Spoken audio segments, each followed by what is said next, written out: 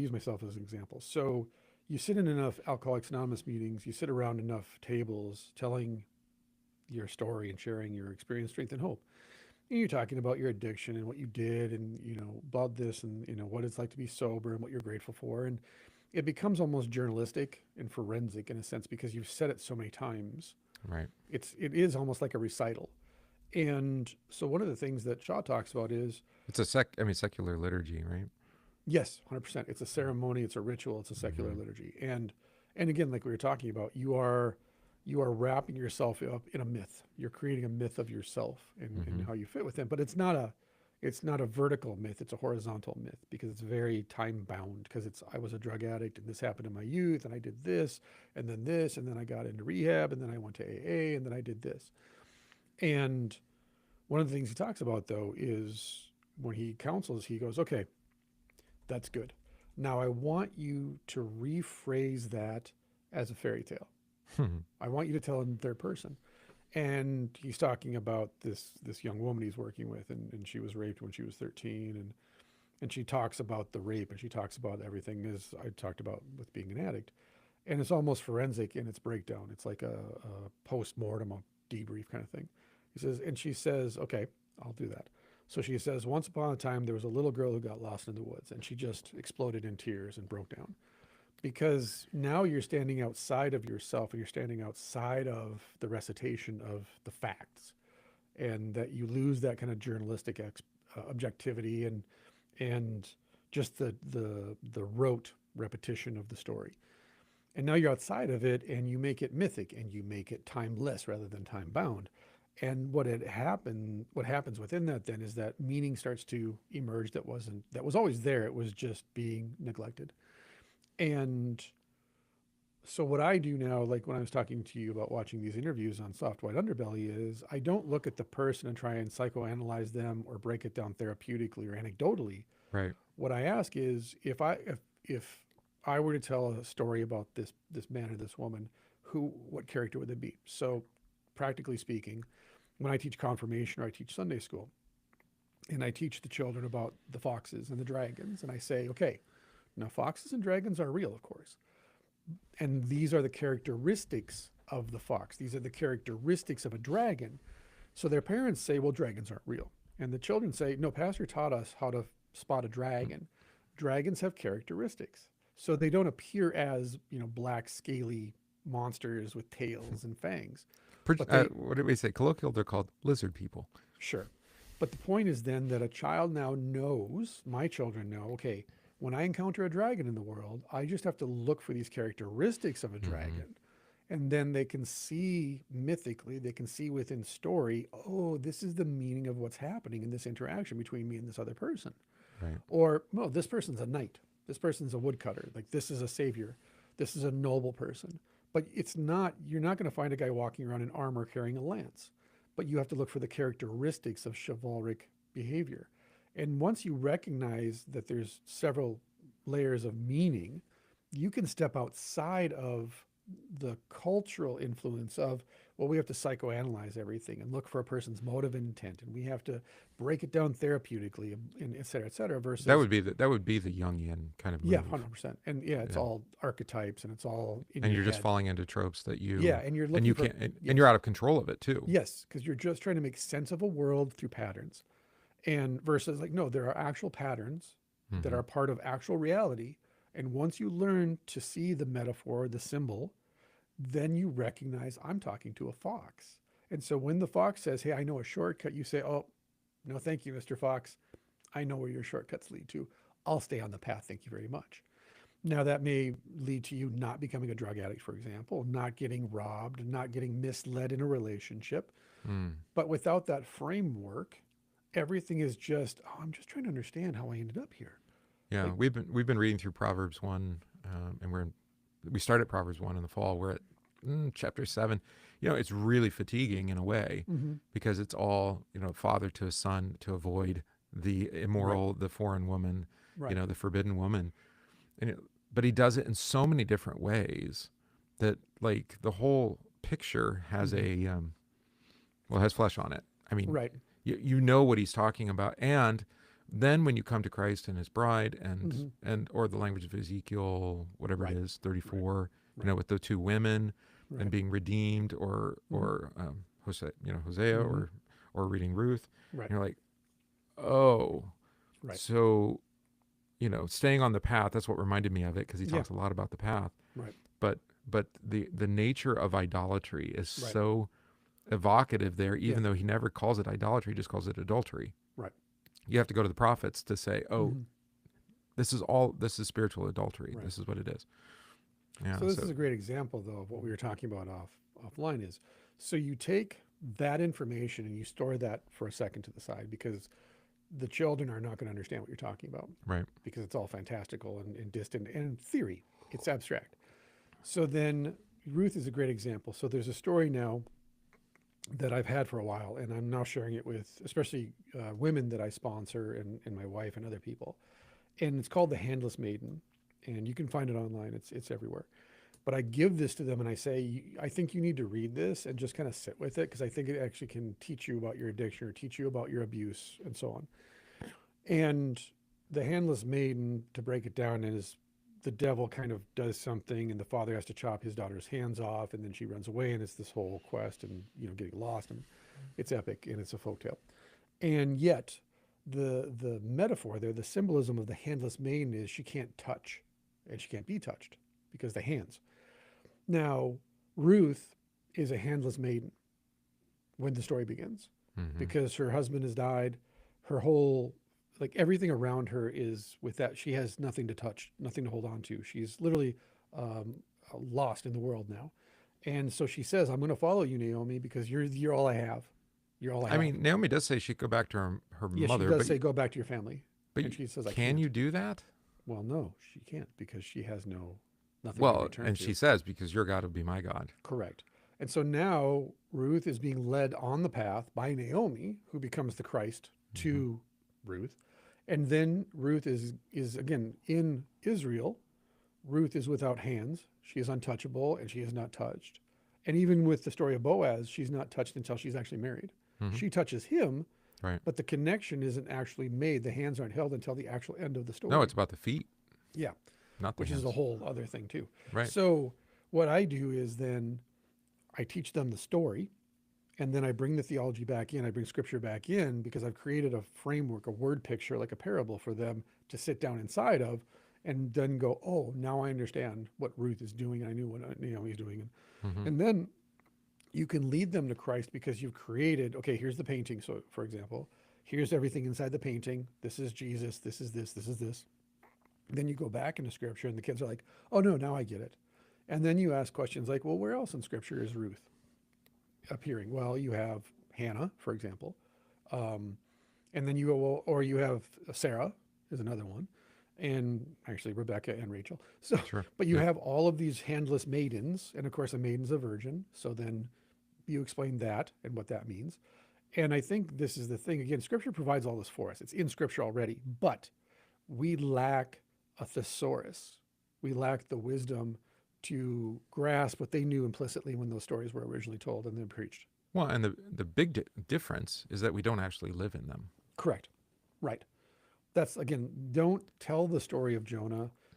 Pray to become the story. Pray to be wrapped up in, like, become Jonah. Pray to be Yeah. that. Well, we're at the beginning of Exodus as well, and I'm finding all sorts of harmony with Moses. Right. It's like, I'm like, the thing of everybody wants a Samwise Gamgee, but no one wants to be Samwise Gamgee. yes. Everyone wants to talk about Jonah, but no one wants to be Jonah. But the Bible's pretty clear. He's a saint. Right. Like, And so that's what I'm saying. Like, Yeah. being a Christian preacher, I mean, you are Moses to the people, yeah, and you have all of Moses's complaints, right, and you have all of their complaints about you. right. None of these things are new or At or some point, every pastor probably has prayed for death. Yeah. Please, Lord, get me, or at least like, or at least cried vocational out and death. said, you've not done any of the things you promised to do. Right, get me away from these people. Nobody's Yeah. listening to me anymore. Right, send me into exile. Give me a cave in the wilderness. Yeah. I'll do anything. To Yeah, get away we from can these we people. can we have our favorite prophets, don't we? Which is ironic. I actually considered that. He begs for death and he begs to be separated. And then in the end, he is given his cave. And we all lament, oh, it's so awful. He prayed for that the entire time. Oh, to be alone? Yeah, to be away from these people. And then God gives him what he prays for. Yeah, life And we're just like, that oh, way. what a punishment. I'm like, oh, I don't think you've been a priest. Wouldn't that be a great retirement? Just go off into the woods and never come back. Just, again, Siberia. That's exactly what retirement should be. Siberia, you're calling me. Yes. Yeah. But yes, I think that we, like you said, one, we don't live in that world. No. And so we don't have that framework of like implicit reference. It's all they would have known immediately. I mean, I would argue that we're intentionally trying not to live in that world. 100%. Because if we're talking about, God-defined, word-defined hierarchy, you have to be you have to intentionally live contrary imagine to saying it. to a Sunday school class, imitate the example of Samson because he's holy. Well, any parent who reads the story of Samson is going to immediately be like, Pastor, I think you need to go to therapy. I think Actually, I know a lot of people like Samson. I know a lot of people like Samson. Yes. And so, yeah, it's, pray to be more like Peter. You're like, why would I do that? Which part? Yeah. Yeah, no, he's not. Why? Well, because he's one of Jesus's chosen disciples, but of course, and dies that noble death that he dies. And I've said it this way too, that there's like a valency, right? There's a layering, and like there's the Judas, there's the Peter. I mean, do you fit one of them? Tropologically, no, not at all, right? You fit all of them. You fit all of them. Yeah. I mean, in this way, through the narrative, you're describing the whole of the human condition, right? And who we are, our separation from God, our doubts, our fears, our worries, our anxieties, our hopes, our dreams, all of those things. That's as others have pointed out, and the difference between the Christian religion and other religions is that Christianity makes this claim that everything that's happening is happening historically, not outside of time. And so what ends up happening is you read Judges and you go, oh man, I relate to everything here. Yeah, because it historically happened. This isn't outside of time. These aren't fantasies. These aren't fictions. Mm-hmm. The disciples are real people. And so they're not archetypes in that Jungian sense of like, well, these aren't real people. They were never real. These are just archetypes. No, the fact that I can relate to Judas and actually apologize for him and say, listen, don't judge him too harshly, is because he's a real person. He actually lived. He was actually a disciple of Jesus. He really did the things that are told about him. Mm-hmm. And so, of course, you can relate to him because he's got the same heart that you do. And the only way you cannot see that is if you're avoiding that confrontation, that encounter with the truth. Well, yeah, and you don't want the warning. Yeah. Right. Which is, which is obviously the end of the Judas story. Right. But we need the warning. Right. I mean, apart from Christ, you have no life. Like, I mean, the reason you can enjoy a story about Anansi or Thor or the Fox Lady is because they exist outside of time. And it's therefore abstracted. So you can read it, enjoy it as entertainment, take what you want from it and go away. You can't do that with the Bible. All right. It's Well, that's kind of gonna an all or nothing claim. That's gonna challenge us when we're reading Mr. Postman, because he doesn't agree with you. I know. But that's okay. Should we play the bump? Let's play the bump. I didn't do the other thing, the promos. There are events coming up, 15, 17 events. Go to the show notes, click on the events, go to the various events. Okay, there, I did it.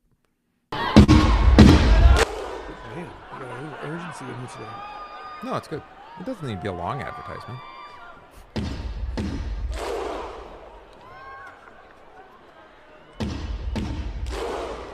Hey everybody, welcome back to the show. 100,000 welcomes to you today. This is the Banned Books Podcast, and as always, we are your host, Christopher Gillespie. Chillin' and Willin', maxing and relaxing in the morning. And I am Don Riley, and we are a part of the 1517 Podcast Network, proudly so. You can go to the 1517.org website for all of your theological and gospel needs, and we are free to provide most of that for you for free. And podcasts, classes, interviews, there's books, there's merch, there's dates for your conferences and everything coming up here, there, and everywhere. I thought you were going to say dates for your children. Dates for your children's birth. Everything you need is on that website. No, like to date, Oh, yeah, no, we have... hookup culture, no, it's That's not right. that at all. Christian hookup culture. Meet me at church. Yeah. It's a Christian dating site as well. There we go. That's right. Maybe at the events, who knows, right? I bet there is. I bet there's some stories. People who met at the events. We're both part of another organization where a lot of marriages were made. I know. So Hey, it happens. you And got especially, to narrow the circle of. especially in today's world, it's kind of hard to find someone who's a devout Christian. So, Yeah, that's the trick, isn't it? yeah. Yeah. And if you don't want to go on a dating app and just swipe left, swipe right, if you want an actual deep, meaningful relationship, it's a challenge for sure. Okay, they want you to move your mic closer or turn it up or both. You people complain too much. Let's see. Turn that up, main out. We'll turn that up a little bit. How's that? Is that the mic gain or which one? What knob did you I did turn up? mine out and mic gain. Main out and mic gain. Well, you don't need main out. That doesn't matter. Okay. Just mic gain is the only thing that matters. All right, we'll turn mic gain back up again. I'm on 9. I know. Do you have that little gadget plugged in or no? What, the dynamite stick? Yeah. Yeah, of course. Okay. Everything's plugged in. Okay. Everything is as it always is. Deacon and his students find husbands that sim all the time. All right, good. Fair point. Yeah, fair. The joke, one of my mentors, Stephen Krieger, pointed out that they weren't allowed to date during seminary back in the day, and yet somehow the last semester of seminary, all the students got married. We're married before they left. Yeah, it's like weird. Sometimes you get married on vicarage. That's true. Or find somebody on There's vicarage. that too. Yeah. You know. Well, I mean, it is the kind of thing. If you can't, what does Paul say? Right? Yes. If you can't remain celibate without lust, you should marry. I think that's probably wise for a lot of I don't think pastors. that's a propositional statement. I think that's a rhetorical. You don't think so? What man is not a man? Well, he's talking about himself, but he was course. married, I'm right? just saying, there's no single man that doesn't burn with lust. There's no. You don't married believe man in the that- divine gift of celibacy? Do I believe in it? Yes. Do I see it on display very often? No. It's pretty rare. It's pretty rare. Sinners do sinners things. Yeah. And So we don't teach noblesse oblige anymore, so the virtue isn't even inculcated for people. How can you expect people to live chaste when you don't even teach them what chastity is? True. Go ahead and bring up modesty at a Bible class at church and see how many people can even define modesty, I let know. alone chastity. Well, I've argued about this with the Catechism translation. I mean, sexually pure and decent life. I'm like, okay, Yeah. it is a little bit more direct, but you lost the word. That yes, you have to define, but it's in the definition of the word that you get to teach it. Yeah. Chastity, right? Yeah. A chaste and decent life. You're Yeah. like, well, what is chaste? What does that mean, In Pastor? all you say and do, Yeah, that's right. not just That's with right. your members, but all your members. And that's a whole other thing. Yeah, Okay. even, that's the thing too, is we live in such a permissive culture that even when it bleeds over into the churches, that's not allowed here. We can't say that because that would be offensive and very judgmental. So we have to tame what we even say and permit. So again, I was watching somebody talk about this last night in the interview and saying, like, when you go to church and the woman in church is wearing a dress that's 2 sizes too small for her body, you know why she's there. She's not there to worship Jesus. She's No. there to be seen.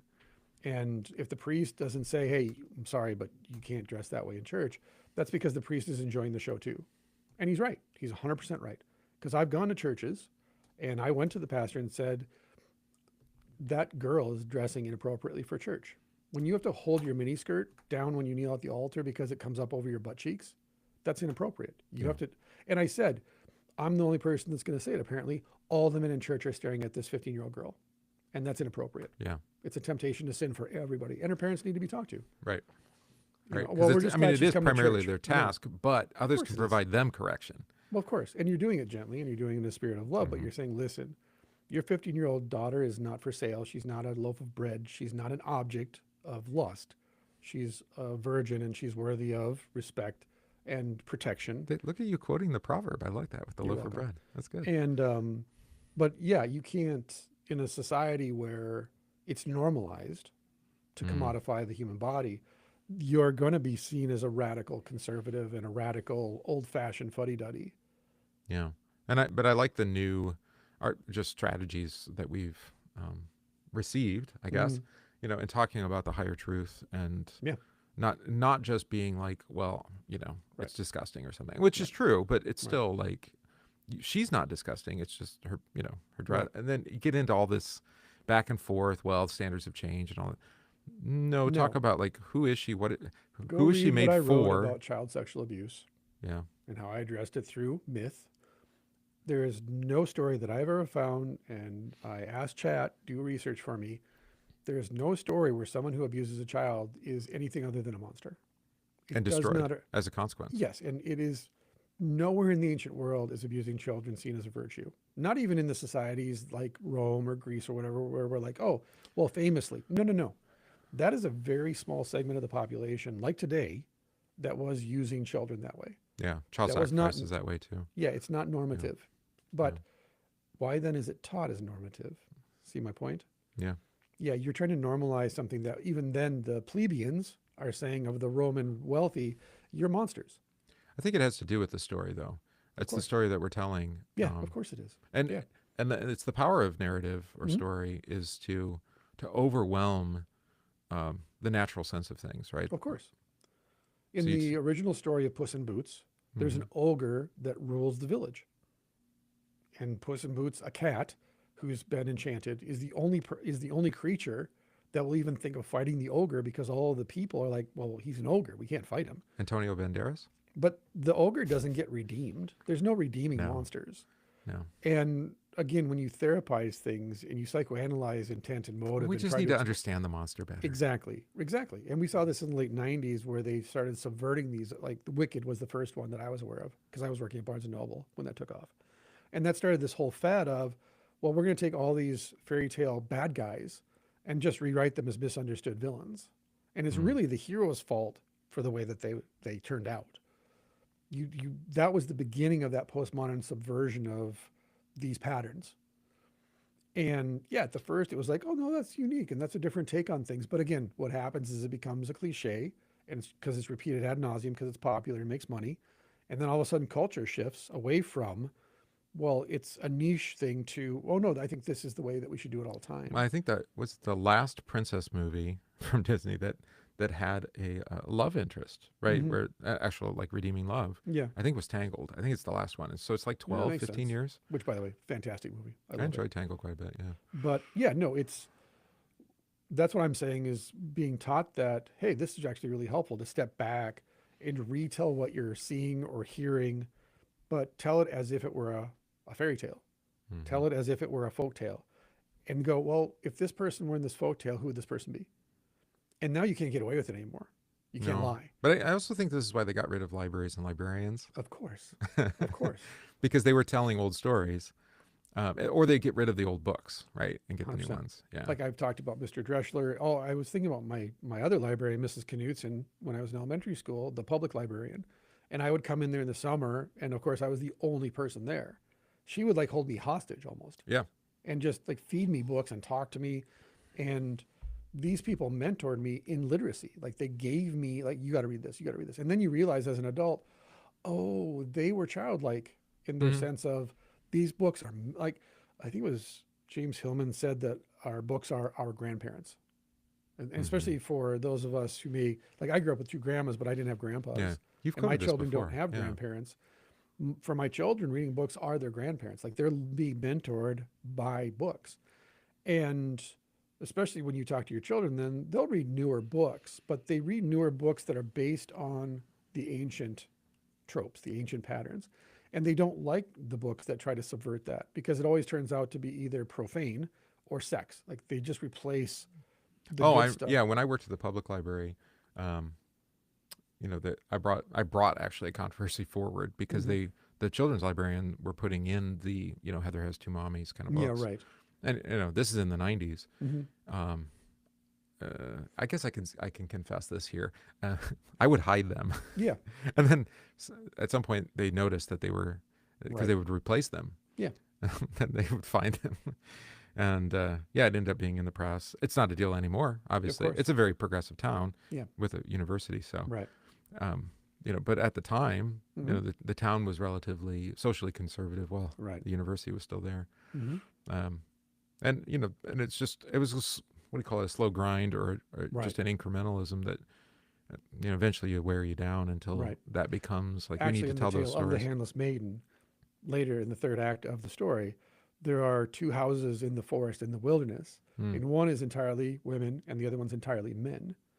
And again, there's a deep symbolism in only women being out in the wilderness and only men being out in the wilderness. And they both know, they're aware of the other group. And there's this whole like subtext within that story of the Handless Maiden about why all these men live here and all those women live there. And it's very specific as to why. Mm. But they don't live in the castle and they don't live in the center of the village. They live out in the wilderness. They are literally outcasts then. It's an other thing. Mhm. Well, it's Oh, I see what you mean. they're a hospice actually. Mhm. Basically, they're the Samaritan bringing the man to the inn. They're a hospice though. They're a hospital for women and a hospital for men. And the job is to actually basically teach them this is what a woman is and this is what a man is. Reintegrate And them. then they go back into this center and go, okay, the wisdom I received out in the wilderness is this is femininity, this is masculinity, this is what it means to be a mother, this is what it means to be a father, husband, wife stuff. Because they don't have that information. So they had to leave because the center is in chaos. They have to go out into the forest, get lost, be found, be mentored, given wisdom, and then bring it back. That's powerful. Yeah. Versus what we do is we reverse it and turn the center into The chaos. chaos, right? And then turn the wilderness, well, we don't go there anymore because it's dangerous. We just pave it. We get rid of it. So there is nowhere to get lost and there is nowhere to find wisdom now because the genius comes from the margins. Look at Jesus. Jesus is always coming back into the city, to the chaos, with wisdom from the edges. No greater faith have I found in all of Israel than all of these marginal personalities Yeah. and these marginal places. Right. Again, Tyre and Sidon is where he finds people who are like, can you please heal him? We believe you can heal him. Then he goes to his own hometown and they chase him off. Right. It's like, oh, so the pagans, they believe in you, but your own people don't.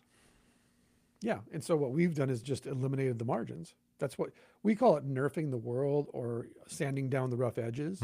Right. It's just code for we got rid of the forest. Squaring the corners.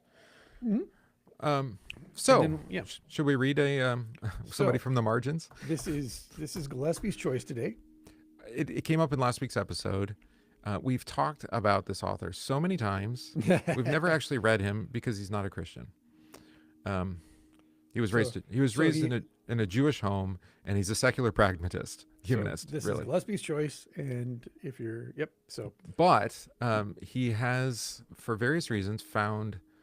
This is Neal Postman, by the way. Is who we're Yes. talking about. Has found. I guess we've considered him a friend. I remember when he was interviewed on Issues, etc.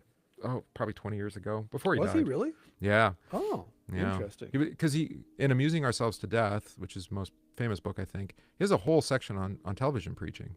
Yes, he does. That's right. Yeah. Yeah. And I found it very compelling as well to talk about, maybe not quite, I mean, Marshall McLuhan has kind of similar ideas, although Yeah. I don't think they always agreed.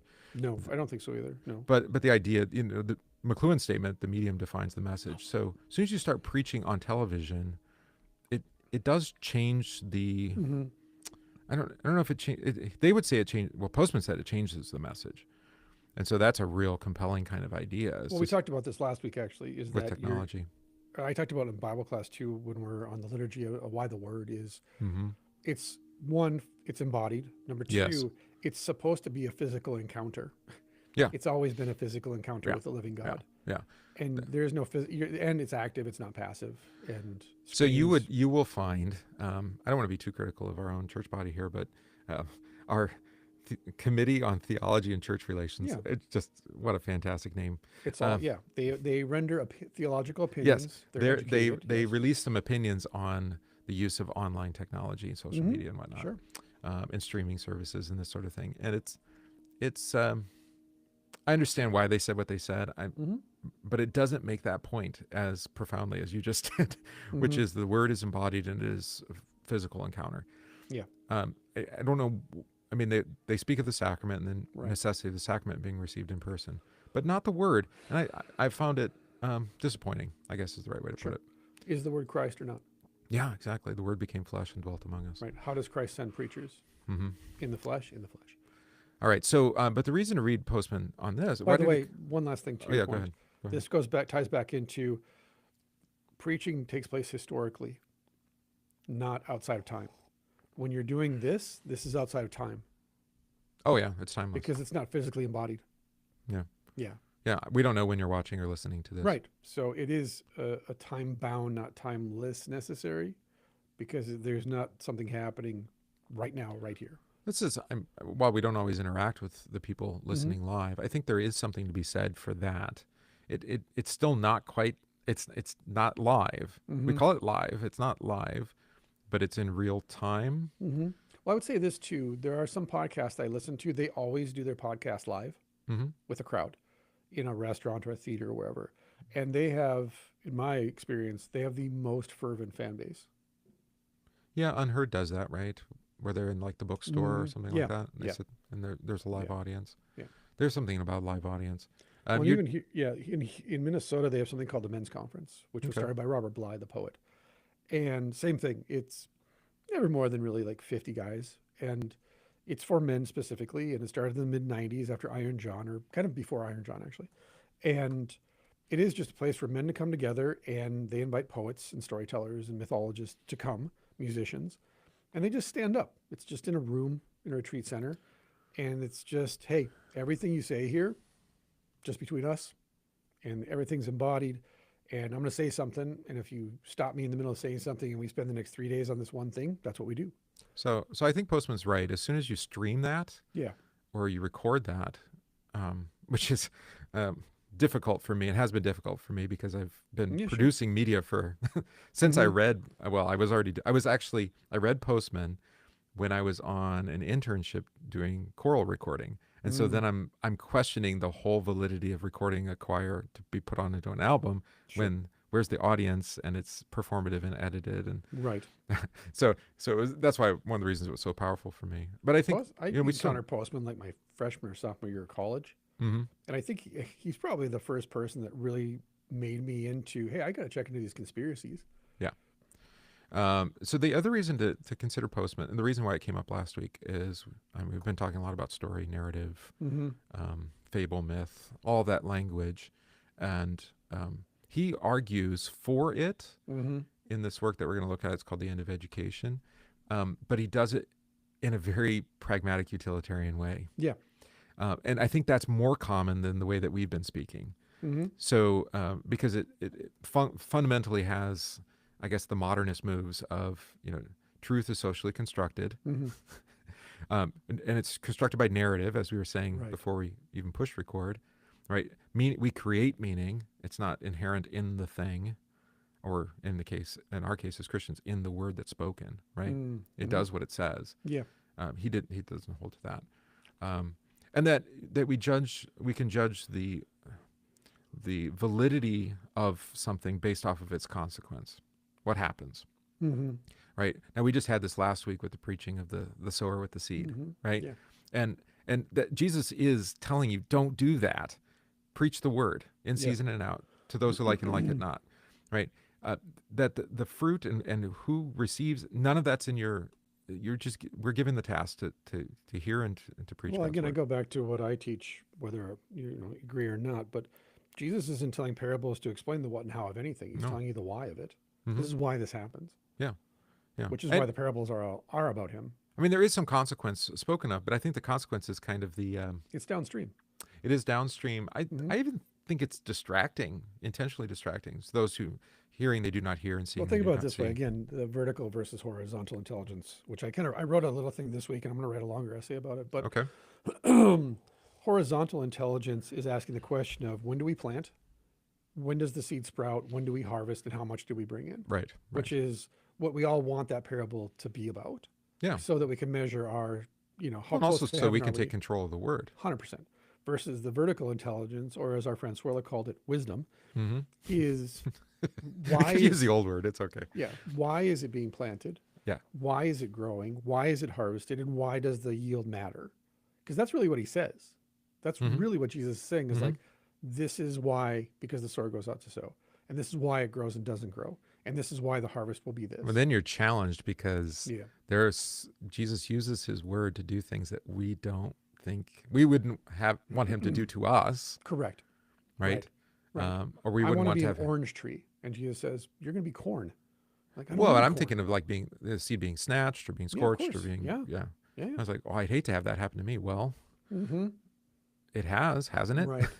And by the way, the sower sows every season. Yep. So you're not any one seed. You might be all of the seeds in your lifetime. You never know. Exactly. So that's the use of story. Since we were talking about the parable last week a little bit then too, I can't help but think of him because think of Postman, Mhm. because he does agree that story matters. Even if he has a very kind of Mhm. horizontal intelligence, as you called it, Yeah. about the story. Yeah. And this has come up quite a bit in regards to our relationship to our country. Yeah. Is that we don't have. I think we even mentioned it because Peugeot did, where Mhm. he talked about the post-war consensus Yeah. being like a story, a narrative Yeah. about It's our creation Hitler myth. bad, da da Yeah. da. Stalin good, even though Stalin anyway. Yeah. He kind of missed the narrative there. Super evil. Yeah, yeah. I mean, by any kind of He is a supervillain. Yeah. yeah, he's definitely By super any villain. metric, he's a supervillain. Any metric, and qualitatively, you want to do a comparison Hitler Stalin. Well, his anyway. name was Crazy Joe Stalin. Yeah, That's Crazy what Joe. we call him. Crazy Joe. Maybe not the best ally. Anyway, the consensus is breaking down. In other words, the story is breaking down. Right. Because Yeah. it's not, again, it's not vertical. And we had all of this with COVID, with the Oh, wait, I'm sorry. It is vertical, which is why it's breaking down. Because the vertical one is he's evil. Again, he's the monster in oh the yeah, story. we need to call him he needs Well, to be we need named. to call him what he is in fact, not what we want him to be. Oh yeah, clearly Yeah. monstrous. The with the tearing down of the Civil War statues, Yeah. especially Southern, like Stonewall Right. Jackson, or Right. I can't They remember. were bad people. Okay, I mean, They sure were. So yeah. was Alexander the Great, Well, so was just go down the list. Caesar. So Yeah. yeah. And that I remember in the context of that, they had a quote from Abraham Lincoln on the wall, and I said, what do you think on the whole, Lincoln, villain or hero? And they're like, Mhm. villain? What are you talking about? Yeah. He was the great hero of the Civil War. I'm like, well, that's the story you've been told. Is that the only story? Are there other aspects of the story? Yeah. I don't want the only story. I mean, we talk about this with funerals. Mhm. I don't want the only story said at my funeral is he was a fantastic father and husband and pastor. Right. Because it's not true. Right. Right? Like, he's a sinner in need of repentance, and Jesus brought him to faith and forgave him his sins, right? That's the story. This is what happens when lies are allowed to breathe, is that eventually they meet the truth. And then people go, oh my God, I can't believe this is not real. Well, the story, the myth, the narrative is a lie. And lies can't survive because they're not true. And so eventually they are going to hit a wall and die. Right. The truth is going to gobble them up. And of course, then the reaction is, you've lied to us this whole time. So we're going to create nothing. We're just going to tear it all down and burn it and not replace it with anything good. Well, I that's not going to happen. There is going to be a replacement. They're going to try, but it's failing really bad because... No, I mean, we'll create a narrative. I mean, because we need the story. We need a story. But the problem, as you see in media, is every attempt to create a new mythology is broken down by that's not true. Media is not controlling the narrative anymore. No, not anymore. You can't. And it's like a community Maybe notes social to some degree, but... Community notes on X is a good example. Oh, yeah. Like, you can't get away with it anymore because you're going to get hit with Actually, the community notes are the reason to go to X. Yeah. It's just to read, what the stupid AI bot, and then, said, like, right. whoever it is, who's the supervillain right now? That's Thomas Massey, right? That's a great example, though, of the AI, the very short-lived mythology of AI is now breaking down because they've had to admit we've made $0, and we had no plan, we had no strategy other than we make it, you use it, we get money. No, it's a dot-com bust, boom bust. Yes, it is. And you look at it and go, oh yeah. Again, had I known 10 years ago what I know today, I could have put that within a different framework of reference. Well, and like, oh yeah, this is doomed. I mean, just as a very simple technological comparison, I used to use a software when I went paperless, right? Scan everything in. This was in when did I start doing that? 2008, right? A long time ago. And it had a software, and it said OCR, and then it had some name for like semantic searching or something, right? And it would organize it into folders, and it would give it titles, and and today they say that's AI. Well, this was 2008. Yeah. So there's a lot of branding going on, but the software today does it better. Okay. Yeah, of course. Fair enough. But you didn't need to rebrand. Why would you have to rebrand? Oh, because you need more capital. Right. We're chasing yield. We're trying to create an economy around something. Right. That's, I mean, it's useful technology, but I don't know if we want to read Postman on technology. We could do that. He has a whole section on it. My point too is that, again, you're trying to monetize something that's not true. And so eventually it is going to break down. That it's intelligent. Well, just everything. The whole mythology of AI is breaking down. Yeah. No, it's Google search. It's being exposed. What Google And search used to be, actually. right. Well, yeah. And the lie will always, again, be gobbled up by the truth eventually because it's not reality. And you can't reverse engineer reality. You can't tell reality, this is what we're going to be from now on. Because reality goes, no, I don't know. Because the logo says, I'm sorry, but I'm the truth. Mm-hmm. And we say, well, no, we've got this new truth. There's no such thing as new truth. Yeah. There's only the truth. So he's going to get to this right in the introduction, so maybe we should read that. You want to read the preface, or you want to go Yeah, straight to the and necessity then of we'll jump gods? to a section. I want to read the beginning so you understand why he's writing. All right, go. So we'll do that. This is going to be, not the preface, no. The Necessity of Gods, part Yep, 1. right. All right, chapter 1. So what he's writing about here is schools and what's the problem with schools. In considering how to conduct the schooling of our young, adults have 2 problems to solve. One is an engineering problem, the other a metaphysical one. The engineering problem, as all such problems are, is essentially technical. It's a problem of the means by which the young will become learned. It addresses the issues of where and when these things will be done, and of course, how learning is supposed to occur. The problem is not a simple one, and any self-respecting book on schooling must offer some solutions to it. Right? He's not going to, because that's not what he's writing about. It's important to keep in mind that the engineering of learning is often puffed up, assigned an importance it does not deserve. We're talking about all the mechanicals of teaching. Yeah. Yeah. Overhead projectors. Right, exactly. Chalk. Yeah, technology, when, where, how. Yep. Okay. Scantrons. As the old saying goes, there are 1 and 20 ways to sing tribal lays, and all of them are correct. I've never heard that, but that's good. So it is with learning. There is no one who can say that this or that is the best way to know things, to feel things, to see things, to remember things, to apply things, to connect things, and that no other will do as well. Classical, right? Homeschool, classical, Montessori, what am I thinking? Progressive, I don't know, whatever. In fact, to make such a claim is to trivialize learning, to reduce it to a mechanical skill. I don't think we have any disagreement there. Yep. Of course, there are many learnings that are little else but a mechanical skill, and in such cases there, may be a best way. But to become a different person because of something you have learned, to appropriate an insight, a concept, a vision, so that your world is altered, that is a different matter. Now, I don't disagree with this either, that learning changes your view of the world. I don't think that would be false. That seems true. Worldviews and different schooling methods seem to have different worldviews as well. But anyway, we got to get to the point here. For that to happen, you need a reason, and this is the metaphysical problem I speak of. Of course, by metaphysical, he means in a very pragmatic, utilitarian way, not in a confession of faith way. A reason, as I use the word here, is different from a motivation. Within the context of schooling, motivation refers to a temporary psychic event in which curiosity is aroused and attention is focused. I do not mean to disparage it, but it must not be confused with a reason for being in a classroom, for listening to a teacher, for taking an examination, for doing homework, for putting up with school, even when you are not motivated.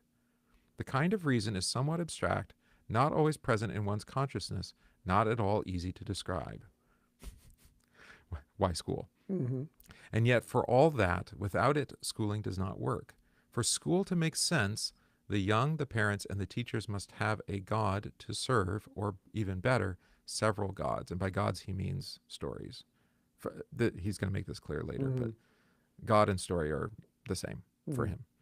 Yeah. Who do you serve, right? What year is this published? 1995. Yeah, that makes sense. That was the height of What's Your Story? If they have none, school is pointless. If they have no God that they serve. Nietzsche's famous aphorism is relevant here. He who has a why to live can bear with almost any how.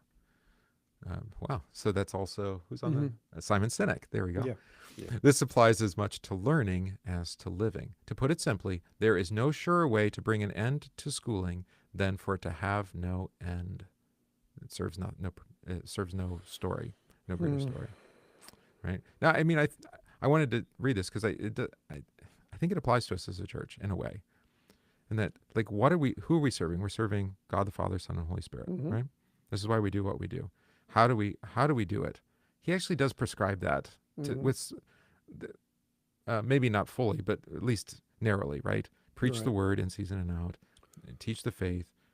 Well, right? this is always my primary criticism of what passes for education in churches Mm-hmm. is that it's simply modeled after the public school system. So it's a lot of how and what, but not a lot of why. Correct.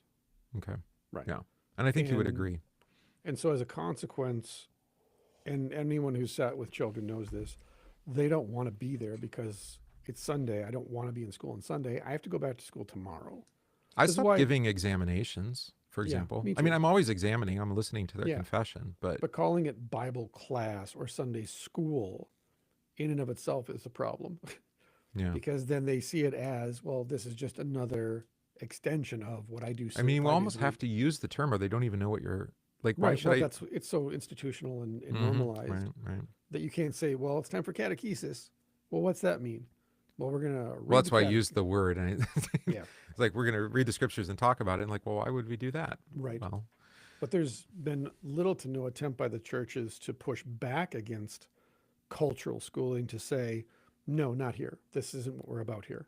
mm-mm. This isn't about tests and graduation and memorization. No, it's all of that, actually. That's Yeah. exactly what most churches do. We're going to Yeah. memorize this and test you on it, and then you're going to graduate. I mean, I think committing things to memory is a valuable thing, but We have a not. 93% loss rate of confirmands in our church body. Yeah, the stat, I don't know if it's changed. It's probably worse now. The last Yeah. stat I heard, it was 50-50-50. So 50% of those baptized don't come to confirmation. 50% confirmed don't remain in the church to Mhm. adulthood. So what do you call it? 50? That's down to 25%. And then how maybe some come back when they have children and they want their children to go through the same The rigmarole with. moral teachings they went through, yes, Yeah, exactly. which Um, is a utilitarian. I don't know if it's 93%. That Teach them sounds how to even be worse. good people. No, No. I'm going to teach them about Samson. I know I keep telling them this is not what we do. Right. And yet, I Mhm. don't think most people believe that. No, of course not, because generation after generation of teachers in the school, in the churches have taught them, believe in God, behave yourself, belong to this church, and you'll go to heaven when you die. Graduate. You'll graduate from earth to heaven. Most people see death as a graduation. Yeah. Mhm. So catechesis is kind of in mind here too, because we do a Mhm. lot of how and what. And we don't talk about why. Mhm. Yeah. And I'm like, I'm not doing, everything I'm doing is so that my opinion and my hope Yeah. is that the children remain faithful Christians until the day that they die. Mhm. Why else would you want to be with Jesus? But Right. don't change anything that actually leads them to not be that. Right. Exactly. It's not hope, it's hope-yum. Well, I mean, I do change things, Well, I'm but saying though, in general, it's like, and we'll it's just close our eyes and pretend that the thing that causes them to not learn and well, not when's my child return, going to be confirmed? I'm like, right, I don't know. when they were baptized. Yeah, does it even matter? And they're like, what? What are you talking about? I'm like, Mhm. what? You want them to have the sacrament? We could do that. Right. I'm like, what? What That's are why I you? do that first and then catechize them. What are you even doing? I'm like, Actually, I do it in the midst of oh, the and then catechesis. I love this one. It's like, well, if they're communing, why are they even going to come to confirmation instruction? You're like, do you hear what you're saying? So You're saying, to your point, and yeah. this has just happened here, so it's anachronistic, but when I switched from first communion at the end of confirmation after 4 years to the Mhm. beginning of confirmation, Right. our recidivism changed from 93% non-retained to 93% Of retained. course, of course. I mean, I And say, the, of course. It's my and the, my and the experience parents too. are like, this doesn't make any sense. I'm like, yeah, of course it doesn't, because it's faith. Well, it's Jesus for you. I mean, this is, Yeah. and No. you're telling them the sacrament's for you, and you don't, but you won't give it to them. Right. Like, wait, what? Mhm. I don't understand. Right. Well, they have to understand it. Yeah. At some Really? point, we'll You have have to to understand mystery. Okay. we'll have to do mystical catechesis. We'll have to read It's that. good. Well, we've read it before. We've talked about it before. We've talked about it. I don't know if we've I actually think read we it. read something. You brought something that was mystagogical that we Did I? read. All think right. so. Well, I'll have to put it in my queue for someday, maybe. Yeah. All right. So to the point of the book, and then we'll skip to a different section. By a God to serve, I do not necessarily mean the God who is supposed to have created the world and whose moral injunctions are presented in sacred texts, have given countless people a reason for living. You see his narrow view. Mm-hmm. And more to the point, a reason for learning.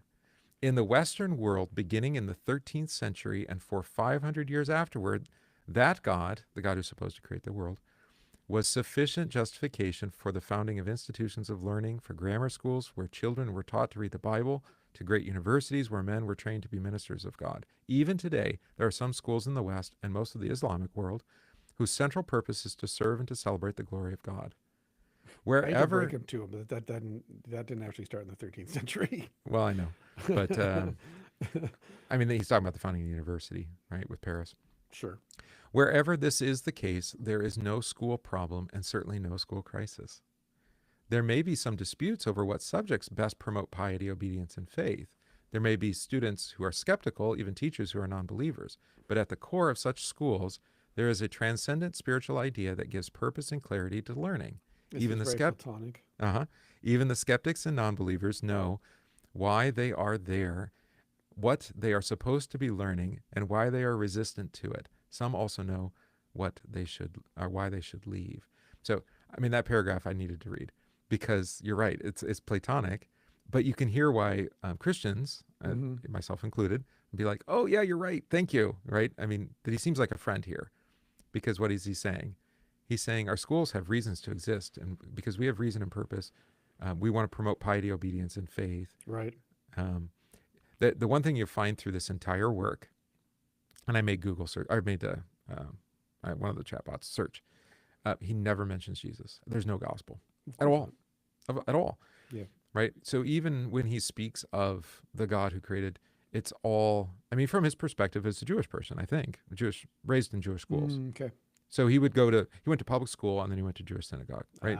Like you do. Yeah. Yeah. Yeah. So that's in the background.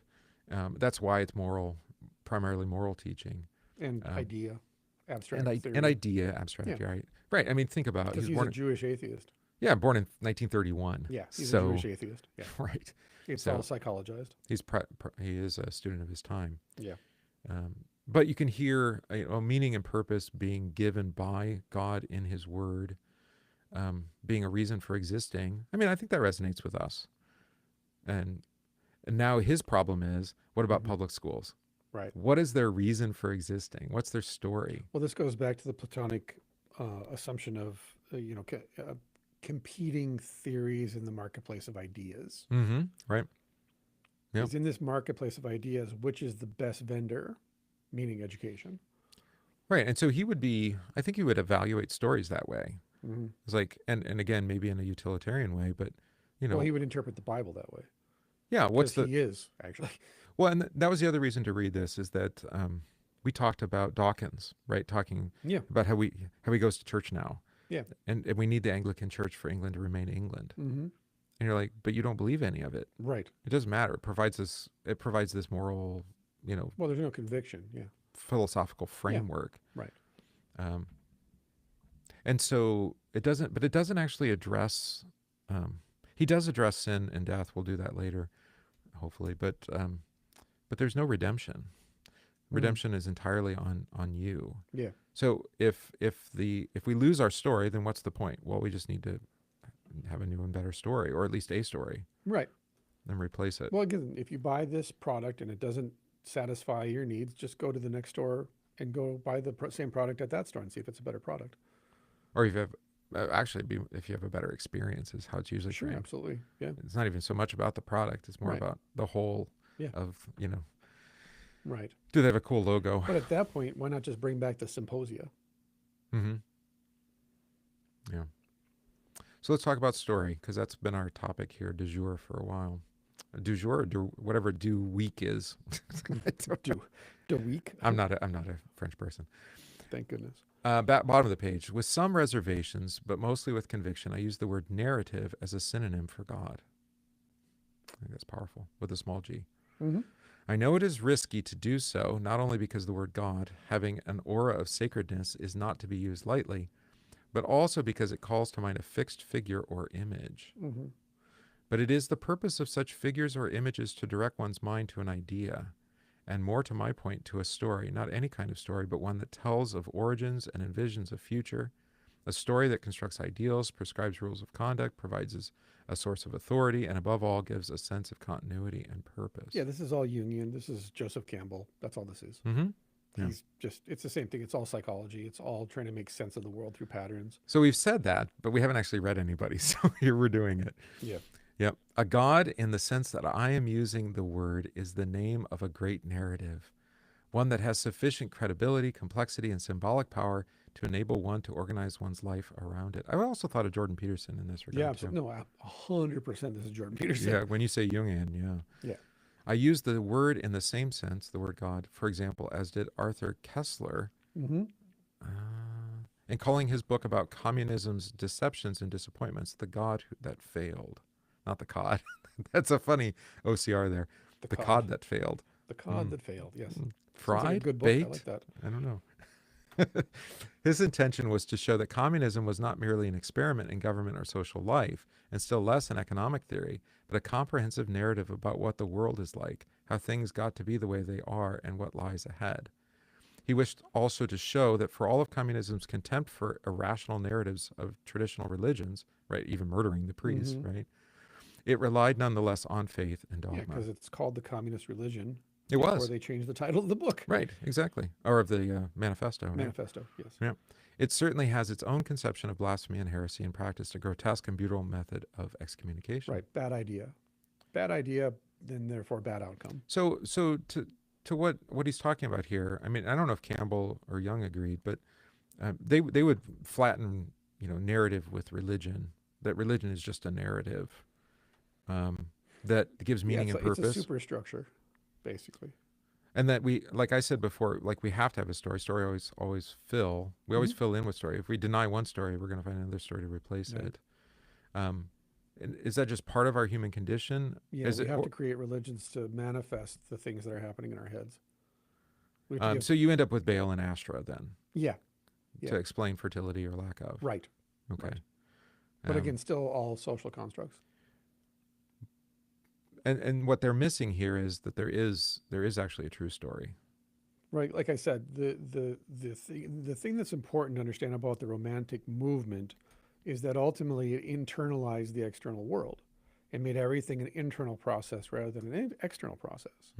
So when you say, "Oh, I'm a romantic," well, do you mean a pre-modern or postmodern romantic? Because the pre-moderns, it's all happening around you. Right. The postmoderns and moderns are saying, "No, it's all happening inside of me," and you get subjectivism, for example, as a consequence. But so what ends up happening, of course, is that you're now creating, again, you're creating these theories of reality. You're creating these theories about meaning, but they're all theory. And he's using like religious language as a structure for that. Right. Okay. Yeah. So but that's because religion is pragmatic too for him. Like, I mean, everything is, it seems to be. Well, yeah.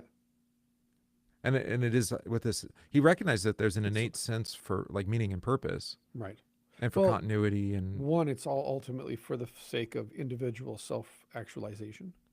But I don't think he agrees with that. I don't think Postman did, because he talked about, he's a communitarian. So he wants to give a community a sense of idea and purpose. So a school is a community of people with shared purpose, ideally, is in his view. So, I mean, I don't think he's a radical individualist, at least not from my reading. He, like, for example, he'll say it later in the book. He talks about Washington and George Washington and... Sure, but you have to understand that for Postman and for Campbell and Jung, the material world is all there is. Matter is all there is. So even saying metaphysical, what does he mean then? Well, I think he means it in a sense of... transcendent, like transcending an individual or time?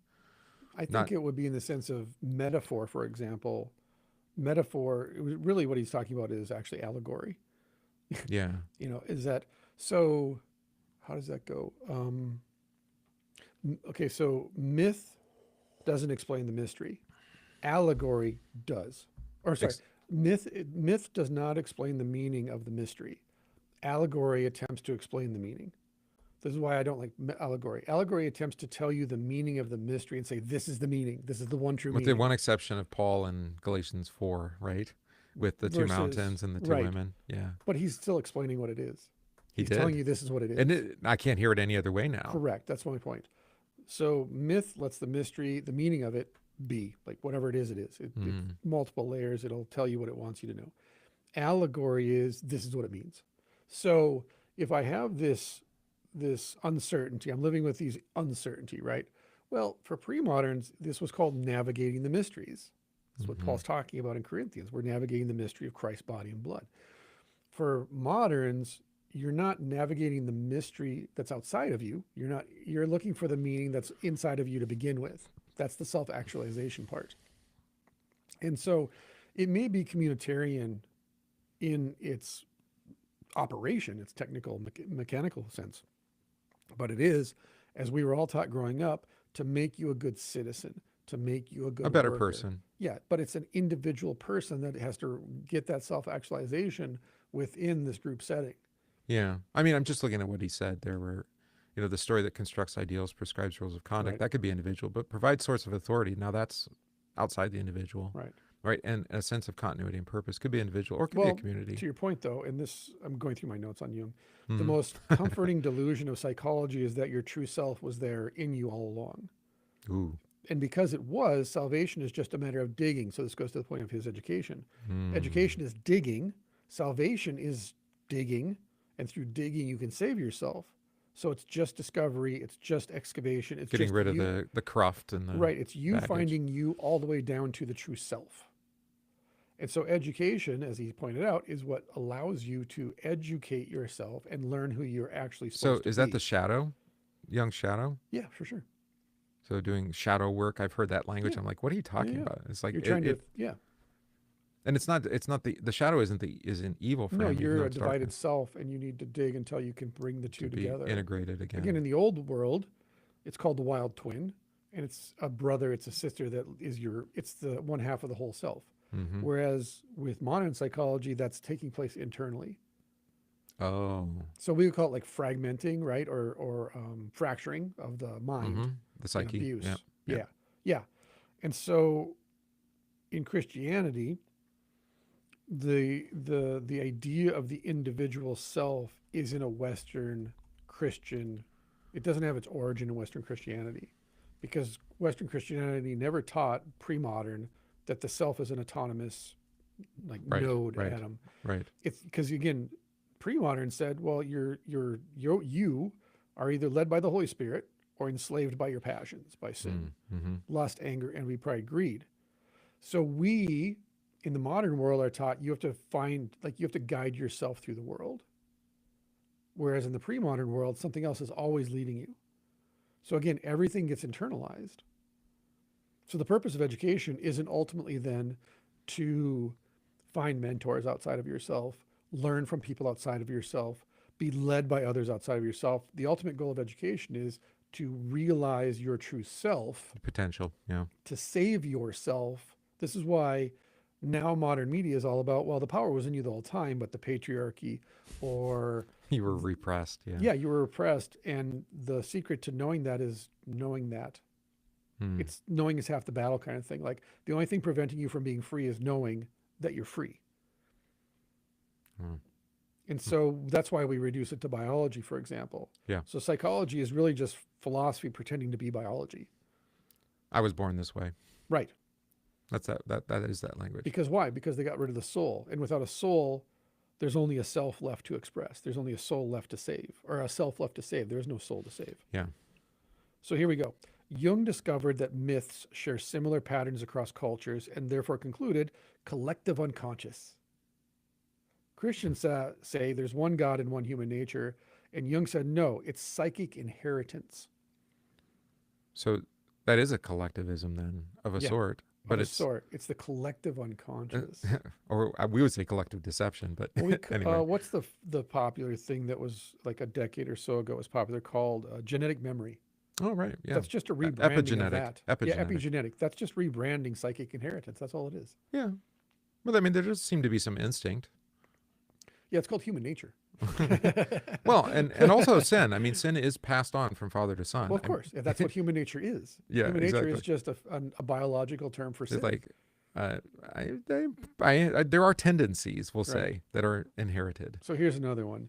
Jung's concept of the individual is theosis, with the self replacing God. So again, self-actualization is you becoming more and more a God.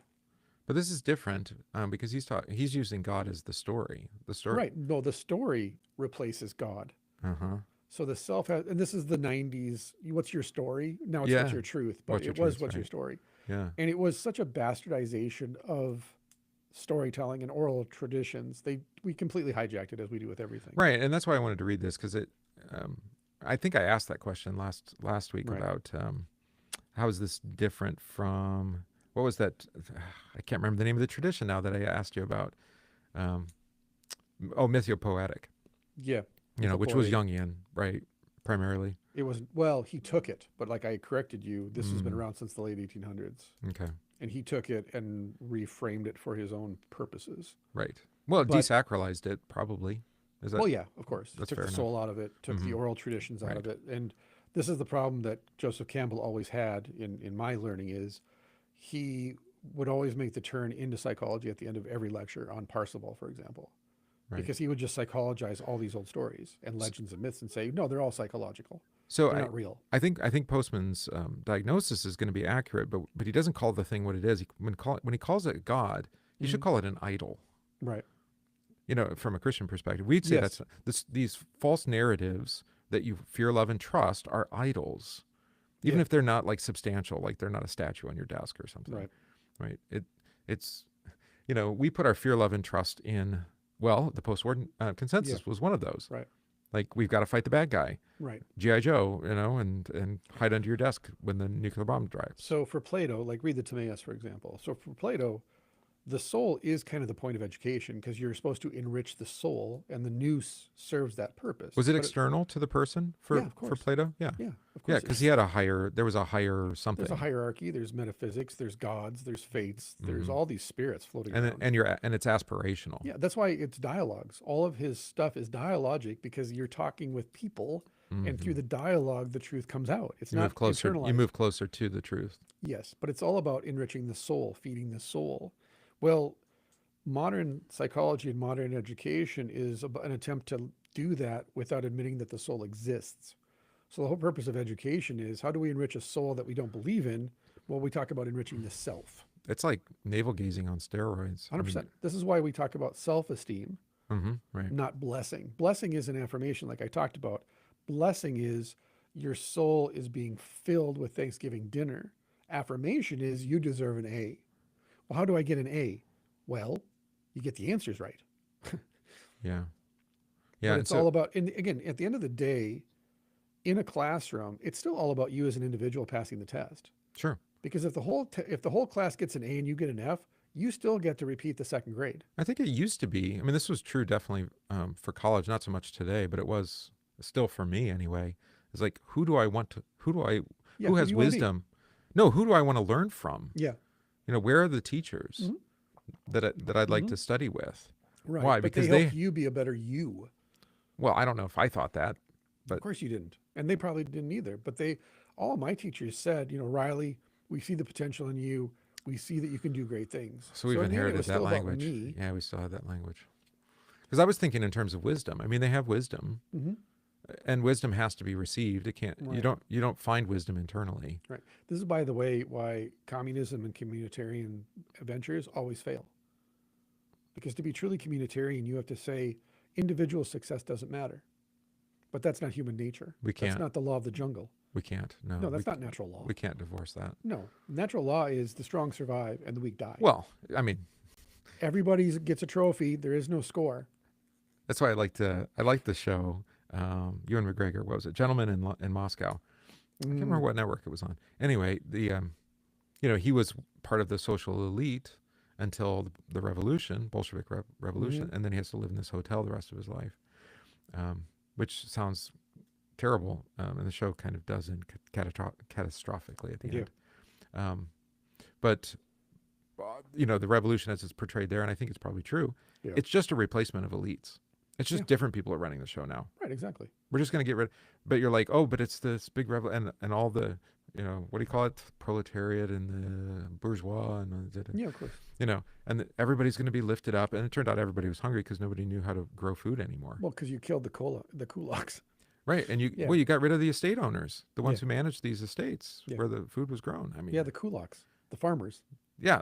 Yeah. They shipped the city people out to work on the farms. Yeah, exactly. How stupid. Well, Chinese This did is why that too. South Africa failed. Yeah, South Africa did it too. Because they gave all these people farms, and the people like, we don't know how to farm, but we'll make a go at it. Oh, more recently, right? Yeah.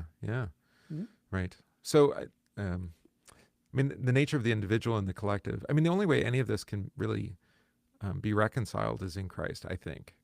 Well, of course, ultimately, that's why the Like, church, I'm a baptized child of God. everything is an aping of the congregation of saints, the community of saints. It's, I mean, we'd say it's a distortion. That's not even strong enough a word.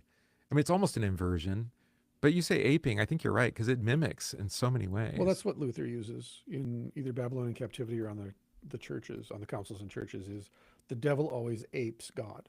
God builds a chapel, the devil builds a cathedral. By the way, big influence on Postman is Jacques Ellul.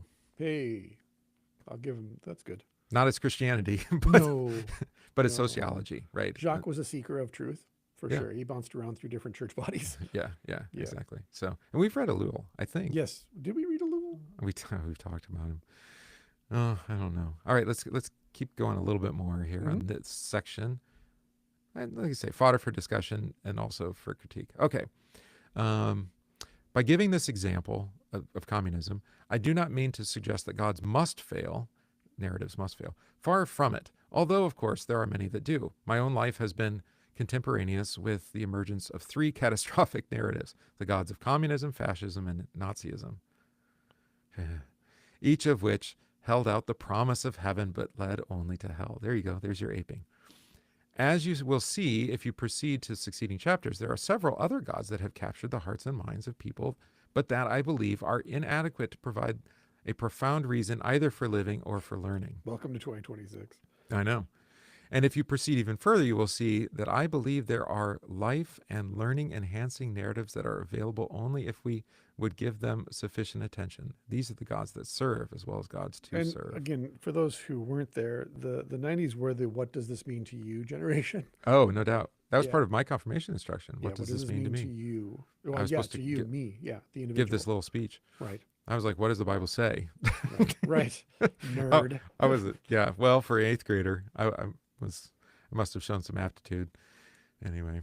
But this goes to the point that all of these quote unquote gods, because they are all abstract and they're all theoretical, they demand commentary, which Yeah. commentary doesn't provide a framework that you can live by, because it doesn't provide deep meaning, truth, encounter. Yeah, I mean, obviously the ones he chose, communism, fascism, Yeah. Nazism, and the ones that he's going to do later, they're all just as flat in meaning. I mean, they had their exciting heyday for sure. They took off like rockets. yeah, but that's mob mentality, I Yeah, think. it is exactly that. You get caught up in the movement. We Yeah. were talking about movements Yeah. before. This is why now I was just talking to you about this offline is the enshittification of culture and the radical dumbing down of people because of algorithmic like controlling of the narrative is every day if I go online, I just see people mindlessly parroting whatever the algorithm tells them is the most important thing to talk about. Like right now it's the Super Bowl, as if that, like, why does that Not matter anymore. to anybody? Now it's the next thing, whatever the next thing is. The Like, I Save don't Act keep up. or something? I don't know. I don't know. I don't even keep up. The point is, and this is going to sound derogatory, and I guess it is, but why are we so dumb that we can't just recognize, oh, I just keep getting redirected to the next thing, and then I get outraged, and then I vilify the other people for being dumb and stupid and not as righteous as me, and then the next thing, and then the next thing. How is it that we don't see that on an almost moment-to-moment basis, we're just doing what we're told to do? It's good. Well, I mean, I think we like a life without conviction. Sure. We'd rather be told what to believe and what to do rather than Well, yeah, we've talked about that slave mentality. Yeah, for sure. right. Slave And morality. we had the NPC, meme. Yeah, we had that. We had Pepe. But then it faded, the NPC thing, and it's like because we became them. Yeah. Yeah, that's a good point, actually. We became the thing. You became what you hated. Yeah. Right. But I think there's a comfort to that. Just do the thing, follow the rules. Sure. Well, even me commenting on it and being pejorative in my judgment of it, now I'm participating in it. Yeah, I'm doing it. Right. Well, this is why we had to get away from social commentary on here for the most part. Yeah, yeah. I mean, especially political commentary. You're right. Because that is, I mean, if there is one place that is clearly A futile and useless gesture. but is also clearly about narrative spinning, right? Of course. Telling it is. stories. Yeah. Right. Spellcasting. And again, these are flat, just meaningless. Oh, even the stories. Epstein story, right? Which is all over. And you're like, I've known that for 20 years. There's nothing new in this. yeah. We've all known this. Anybody paying attention knew this. Oh, Actually, and now there's even certain more- people. Oh, Wexner. is named? Well, like, He was named in '99 or right, whatever. exactly. He was a co-conspirator. We've known Yeah. he's a co-conspirator Yeah. for a long time. Right. But the whole Victoria's Secret and trafficking Yeah. women, Right. and Yeah. yeah, like we knew that. Like, Now and what? now we're supposed to care about it. Right. That's the difference. Right. Now you're supposed to care because We're told people to are covering it up or Right. something or Right. whatever. Right. I don't even know. This was public information since the late '90s, and people are quote unquote covering it up. So this is the irony of it all. Postman's arguing that we need Yeah. big stories, Yes. and that's exactly what happened in the school. It's just not the story that he would want told, I think. Yeah. 100%. He 100%. didn't want communism, fascism, Nazism story. Right. But like, you need a Mom Dami in New York to talk about. Yeah. Yeah. To Right. Otherwise, you don't have the counterpoint. Right.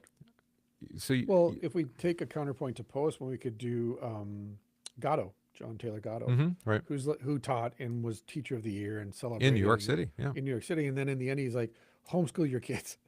Don't let them go to public school. Yeah, and I don't know. It's been a long time since I read his stuff. I can't remember if he goes this angle with like tell better stories. No, he doesn't. No. No. You know, and a way to go about this in a helpful way, I think, would be the Lost Tools of Learning from Dorothy Sayers, Mm-hmm. where because her emphasis, of course, is scripture, right? Well, Gatto's actually more like Da Vinci, that all children are born geniuses. All children Oh, are and that artists. they're being repressed. Yeah. That basically all their curiosity is being taken away from them, all that youthful Well, I believe that. energy. Well, I think if you have children, you see that immediately. Not in terms of potentiality, just No, in terms it's just of there. actuality. Yeah, again, like Da Vinci, I think it was Michelangelo. One of the two said that when he was asked, like, how do you sculpt? He's like, I don't sculpt. The image is inside the block to begin with. I just have to unveil it. He has a vision. Yeah. Yeah, exactly. Wow. And I think Gatto's point is like the best way to educate a child is don't like impose upon the child a lot of rules and restrictions and tests and things, but rather let the child explore, let the child experiment, let the child be curious and exercise that. And say, hey, you need to learn science. Science is important, but how? Are we going to learn chemistry by baking, or are we going to learn chemistry by getting some beakers and some Bunsen burners and do that way? And the child will let you know this is how we want to learn this. Right. So I think Gatto might be or it's almost as if Gatto's reacting against industrial society by saying, of course. Yeah. let's kind of take the kid out in the woods and let the kid just study biology and environmentalism stuff in the actual woods in three-dimensional space. Whereas I think Postman is more along the lines of like, no, we just got to redesign schools so they're more conducive to mass learning. Yeah. Well, and Geniuses 2 is the best sequel ever. I do not know this movie. This is such a nightmare scenario. Yeah, don't watch it. Watch somebody else watch it and then edit it out because it is hilarious in its badness. Yeah, it is definitely of its time. It's fantastic. The CGI is remarkable. All right.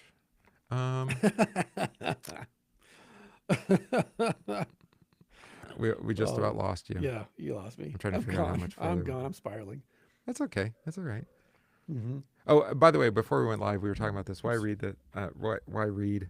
We've read a lot of Christians that we're critical of because they're all Yes. law. Yeah. So I thought it might be fun to read one who's not a Christian, who's all law, Yeah. but does it a little bit better and doesn't make Right. any pretensions about there Right. being a gospel at all. Right. It was which- Michelangelo who said that because he is the greatest Ninja Turtle of the four. Yes.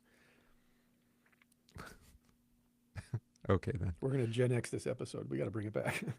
Oh, have you seen the 4K remaster of Teenage Mutant Ninja Turtles? I have started watching it. Yes. It's kind of. I think they could have done a better job, but it was always a little bit dark. Anyway, let's see, where were we? Nonetheless, my intention here is neither to bury nor to praise any gods. This is And our yet intention. You already have. Yes. Yeah, but to claim that we cannot do without them, that whatever else we may call ourselves, we are the God-making species. I would say that this at least to me reminds me of the higher power talk in AA. Oh, okay. Like it doesn't matter what higher power as long as you get sober and stay sober. God or gods or whatever. Yeah. Well, yeah, if your cup keeps you sober, then make that your high power for right now. Mm. You know, Yeah. we tend to be told not to make a person your higher power. Usually, it's an inanimate object or an idea. Right. But Right. it kind of sounds like the God of AA, of like find a higher power, find something that's kind of your guiding true north compass point. Well, and like I said before, if God will be your God whether you want him or not. Mm-hmm. But he does give people over to their idolatry. Oh yeah, And sure. and Postman doesn't make any kind of qualitative distinction. It's going to flatten it out even more here in two That's what I paragraphs. mean, though, is he's basically just saying, like, find a higher power Yeah, that yeah. can kind of round Or- out. Well, he'll say a higher story, right? Yeah, yeah. Same idea for Yeah. him. Okay. Our genius lies in our capacity to make meaning through the creation of There it narratives is. that give point to our labors, exalt our history, elucidate the present, and give direction to our future. Mm-hmm. To do their work, such narratives do not have to be quote unquote true in a scientific sense, Factual, repeatable, demonstrable. Right. demonstrable. Yeah. Yeah. There are many enduring narratives whose details include things that are false to observable fact. Right. The purpose of a narrative is to give meaning to the world, not to describe it scientifically. I don't disagree with that. I agree with him. Yeah. Yeah. The measure of a narrative's truth or falsity is in its consequences. Does it provide people with a sense of personal identity, a sense of community life, a basis for moral conduct, explanations that which cannot be known? This was the problem that, speaking I of don't know. I don't agree with that part of it. no, not at all. Not at all. Because you're talking ends versus means kind of Yep. language. Yeah, versus exactly. The measure of narrative's truth or falsity is what it does to you when it encounters you, Mm-hmm. like how it changes you. And then the Which- consequences of that, yeah, that's downstream. but- Right. Like it's a fruit in a tree. Yeah. So Yeah. that's Jesus' picture, right? He makes Right. you a good tree, Right. right? By grafting you onto the vine is Right. another language. Right. And then you bear fruit, only in that your identity has changed, Yeah. right? This is what Luther disagreed with about the Aristotelian application of this to scholastic theology is they made it like this. Like judge the tree, judge the fruit, judge the fruit, judge the tree kind of argument. Oh, that if you could correct the fruit, that would fix the tree kind of thing? Yeah. Yeah. As if. Just I mean, that prune kind of the bad breaks- fruit off the tree. Yeah. That does break. Oh, no. I'm not posting that on the screen. All right. You will need to recognize that this kind of storytelling goes by many different names. And here is your friend, Joseph Campbell. There we go. And Rollo May. Do you know Rollo May? I don't know that name. Rollo, it sounds familiar, but I'm not. I think he's a Campbellite. Refer to it as myth. Freud, who understood it better than anyone, the creative source and psychic need of such tales, nonetheless called them illusions. One may even say, without much of a stretch, that Marx had something of this in mind in using the word ideology. Rollo Rees May was an American existential psychologist Oh, fun times. and author of the influential book Love and Will. He is associated with humanistic psychology and existential philosophy alongside Viktor Frankl. There we He go. was a major proponent of existential psychotherapy. His close friend was Paul Tillich. That's where Okay. I've heard Rollo May's name before. Is through Tillich's The Courage to Be. Yep, Oh, there we go. we haven't read Tillich. Go to an ELC seminary in the late 90s. You know would all these of this things. stuff. Yeah. Well, I'm sorry if that aggravates you. I did not go to an No, ELC I'm seminary distanced in the from late it now. I 90s. accept it. I needed to go through that. It's part of my journey. Well, you can provide me with all sorts of context. yeah, Okay. exactly. There we Yeah. go. But it is not my point to differentiate with scholarly nuance the subtle variations among these terms. The point is that, call them what you will, we are unceasing in creating histories and futures for ourselves through the medium of narrative. Without a narrative, life has no meaning. Without meaning, learning has no purpose. Without a purpose, schools are houses of detention, not attention. That's what my book is about. I mean, in a humanist sense, I School think shouldn't be a prison for young people, which is what John Taylor Gatto calls school, which is prison for young people, because the school system actually buys their food from the prison system.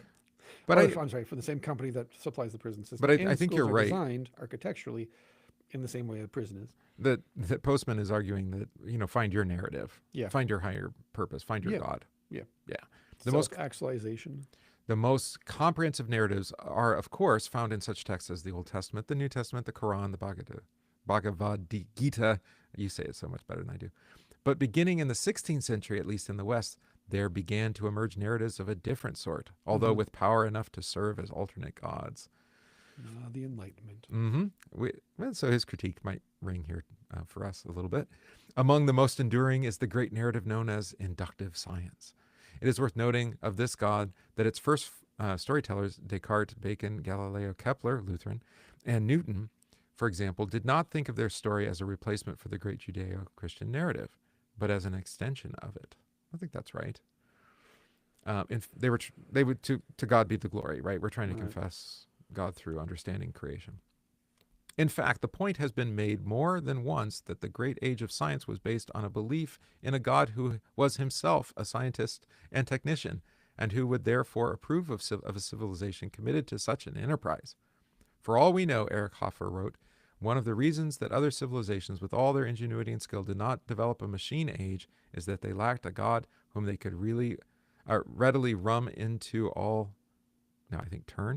turn into an all-powerful engineer, the divine watchmaker, right? The divine watchmaker, yep. The For- unseen breeder.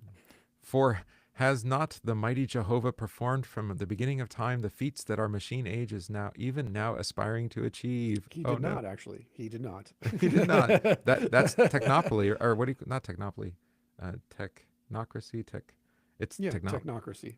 It's tech is God. Yeah. I don't know. Do we have a word for that? Technology is God? Not technology is ruling. That's different. I guess that's the same idea. He's going to get to that. He has no love of technology, by the way.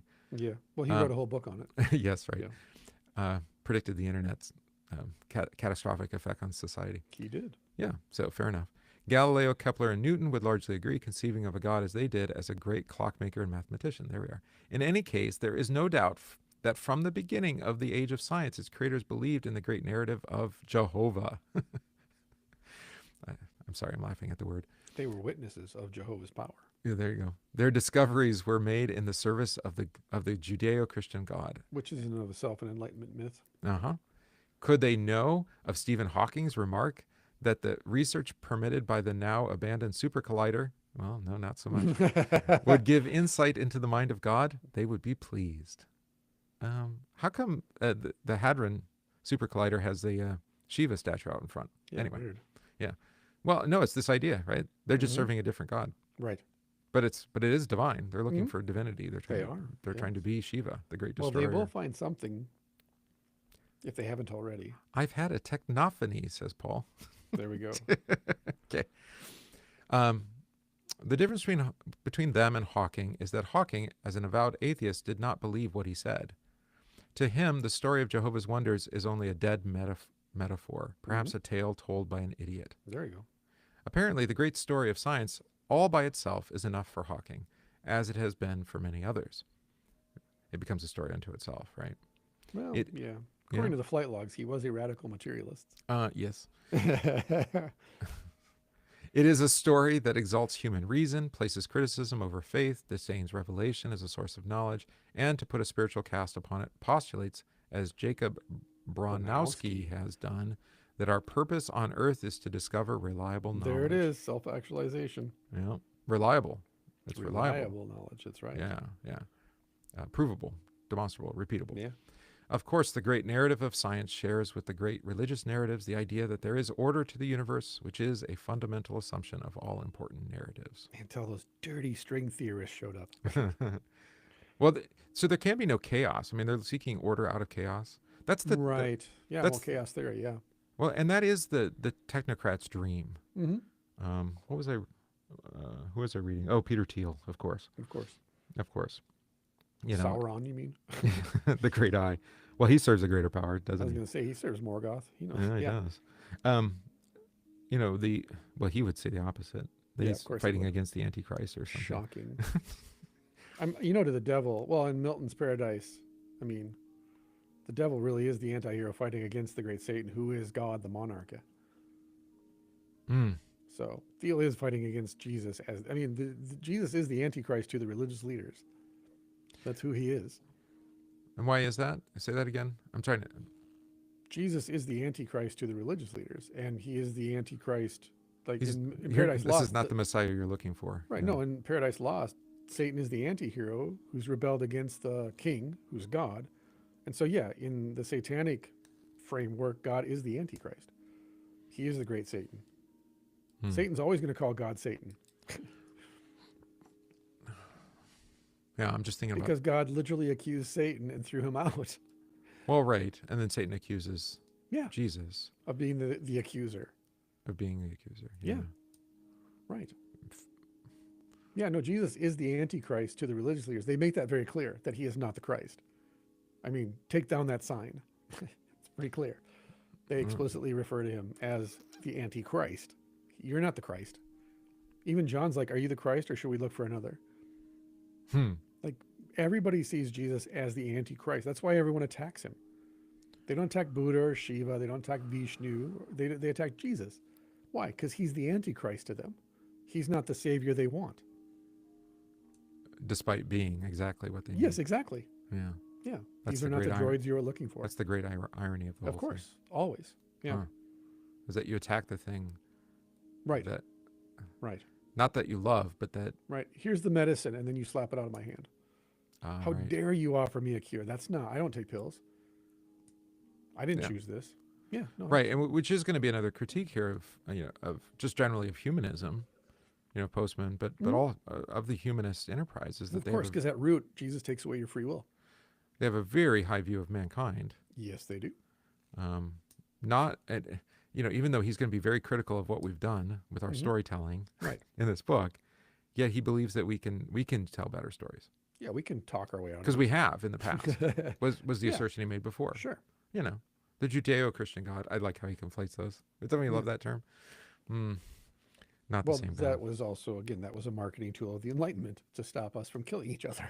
So, despite his critique of the Enlightenment, he's a student of it. I Of guess. course, he's a child of it. Yeah. Your child. That's the language you use. You can't escape from, you can't escape your influences, and you can't escape from the time in which you were born. So again, I think I remember reading this and finding a lot, sympathetic to it. Of course, I wasn't a pastor then, so Right. that's part of it. But, and like he's going to critique science as a god. I was like, well, we all do that. Like, you worship medicine, you worship. Now it's technology. Well, because technology. the pressure is so immense What to worship? do it, to go along. Yeah. Oh yes, yeah. To fear, love, and trust. As I explain Julius to Luther. people constantly, you'll notice that nothing's ever forced on us. It's always posed as a choice. You have a choice. You can come in here and obey the rules or not, but it's your choice. Well, the rules are oppressive and they're unrealistic. Rules are rules. I'm just doing my job. I don't make the rules. That is how the demons speak. Always. Again, Yeah. we covered this going back to the Hawthorne stuff. Young Buddha. It's Oh, always right, a choice. right. I'll throw the broom down. If you pick it up, you serve me. But you have to pick it up. I've talked to, what did we talk? Revelation of the method. Yeah, Like they have to tell you what they're doing, and because Right. you have to accept it, correct. It has to be voluntary. because your acceptance is your rejection of Christ. Then Right. they need you to reject Well, and Christ. also then your shame and your guilt is then leveraged against you because it was your becomes your choice. own. Yeah, You did this. yeah, Yeah. yeah. That's in your screw tape, isn't it? I believe in free will. Okay, well, how do you use your free will? Well, let's not talk about that. Yeah, right. Again, be perfect as your Father in heaven is perfect. Well, I mean, I'm doing my best. That's not what it says. Well, you can't be perfect. Well, then why are you trying? Well, because I don't have a choice. Oh, so you don't have free will? Well, I mean, I do, but I don't. So we equivocate constantly because we just We can't want it admit- both ways. Right. Well, but we as hate it Irving both Berlin ways. said, right, I have to believe in free will. I have no choice. Right. Yeah. I have to believe in the goodness of humanity because the alternative is horrifying. Apart And from will drive Christ, you to yes, despair. of course. Of course. Right. Right, and we've talked about this The recently. one true question. Yeah, I mean, like, why is the confession? Doesn't matter which one even if you just use 1 John, right? If we say we Right. have no sin, we deceive ourselves, and the truth is Right. not in us. Like, Right. that is devastating. It's Mhm. terrifying. It's horrifying, actually, to most people. Right. I think, apart from faith in Christ, you're like, well, then who can be saved? Right. Good question. Yeah, that's the right question. Well, and this is the fundamental, this is why we don't talk about this in the churches, that when we teach, ultimately, faith is through the Holy Spirit, through the word that's preached, not through the educational curriculum or the teachers or the conversation. And so I can teach and teach and teach the faith, which is what churches are supposed Yeah, to be the doing. method, the how, the what, the But what. Yeah. ultimately, the Holy Spirit has the say in whether or not any of this reaches you. Versus in the school system, because it's humanistic, we're just growing flowers. We're just watering the flowers. Yeah, giving I them was dealing sunlight. with this because I wanted to be attentive to the faith matters Mhm. of our day school, and so I stopped. Right. I wanted to think in terms of school, Right. which is, I wasn't thinking about this book, but now I am. And I'm like, well, how would you measure these things? What are the metrics? Mhm. And the only thing I could come up with is, what are we doing? Right. Because we know why to do it. We want our children to know Christ and to believe in Him. Right. So just what are we doing? Are we reading the scriptures together? Now, there's no metric to judge whether or not that's effective, apart from they die in the faith. And even that, I'm never going to see. Right. None of the teachers are ever going to see, probably, right? Yeah. Are you learning the catechism? You know, do you know hymns? I would say all that's actually not even the primary reason.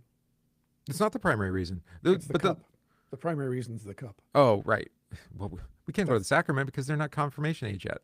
well, yeah, exactly. Right. Again, the question of humanism is, do you understand? The question of Christianity is, do you believe? Well, how would you ever measure that? Methodism took faith and went, no, it's all about understanding. That's literally what the Wesleys taught. Faith is understanding. They replaced love, which is the Roman Catholic take. So, right? but what would be their metrics? I'm just thinking in those terms. Understanding. Right, Memorize but how would you? it, recite it, and Oh, then recitation. yeah, recitation. You right. have to understand. Well, how do I prove that? Well, you got to tell me. You've got 146 Explain it. questions that you have answers 100%. to. Okay. Right. Look at Leia's catechism. It's over 900 questions. Yeah. Well, the Catholic catechism is what, 2,000 something, Yeah, right? exactly. Yeah. How much understanding do I have to exhibit? Mm. I think I just wrote about this yesterday, actually. Did you? Okay. Well, that we think that information will help us understand the world better. What did I write? Hmm. Moderns have excelled at proving that more information doesn't make the world more knowable. We don't take the mythic ground we're digging into seriously. Information is not wisdom, which is why meaning becomes more and more distant. Yeah. And the more and more distant meaning becomes, the more fearful we become, which produces anger, which produces violence. Our educational system in the United States has produced the violence that's occurring today because there's no meaning to education. None. And children understand almost innately to make you a better citizen or to prepare you to work is not meaningful. That's not meaningful because at some point the child's going to recognize through their parents, wait a minute, dad worked for 46 years at this company and then he retired and then nothing? Exactly. So then what was the purpose? To pay the bills. Really, that's what life's about. Just work so you can pay bills. Go to college. Like my children are going through this right now. My daughter wants to take more college classes and she's like, wait a minute, 26,000 a year? Yeah. Like, yeah. For Yeah. what? Yeah. Nothing. For nothing. Because you could go get a job, an apprentice, and become a master in 10 years. Of Anything. yeah. I mean, it might be horticultural or botany or working in a nursery and becoming a gardener, whatever it might be. I remember this. I graduated in, I'm going to date myself, in 2000. And I remember the employer saying, well, where do you go to school? I went, Mhm. It's like, do you have any experience? No. Well, we don't want, that's Right. good. They wanted a college degree Right. because they wanted to show that you had the ability to finish something. Right. But they didn't care that I had any skills for the task because Correct. they were going to teach all those things anyway. Right. Exactly. So then I'm like, why did I get a 4-year degree Right. again? My friends that own businesses tell me the first thing they do when they get an application is go online to social media and they'll hire the person based on their social media profile. Well, fair enough. Because, I see that you like to party. I don't want you to work for me. Yeah, it's I the real. need serious people to It's work probably for me. as close to the real person as you can get. That's what I'm saying. It's like your resume is your social media posts nowadays. Whereas when you and I, like you said, when I was being interviewed, it was, I was told if I went to this college that would help me in this interview. No, it doesn't. You need experience. Go get experience and then come back. Are you capable of learning, though? Right. That's what they would have said. Yeah. I think Yeah. that's changed. Oh, big time. Because it turns out that actually doesn't determine whether you're a good employee or not. Oh, you can learn, but can you get along with your coworkers? Can you problem solve? Well, especially in trades, I think. Yeah, for sure. And I don't know. I mean, white collar is kind of a weird.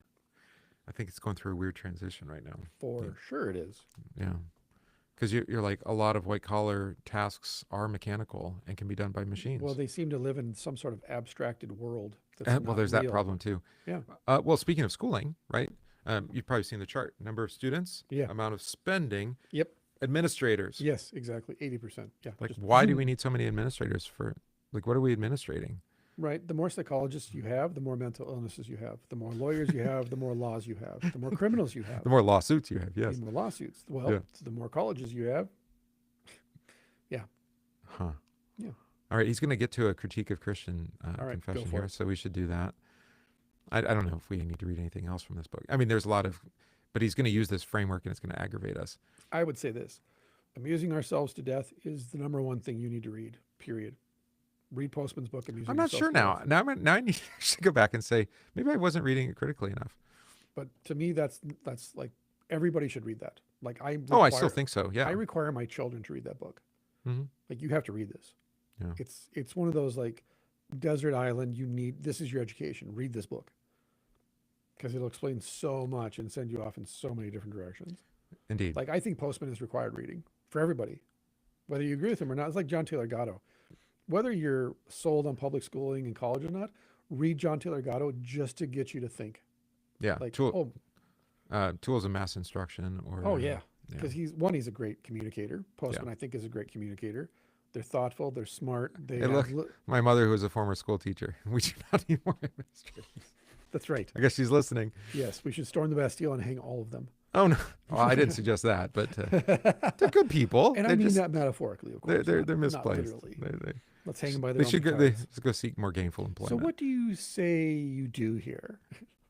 Yeah, but I mean, we can point this out. Where does the administrative, I guess, bureaucracy come from? Right. Well, Office space.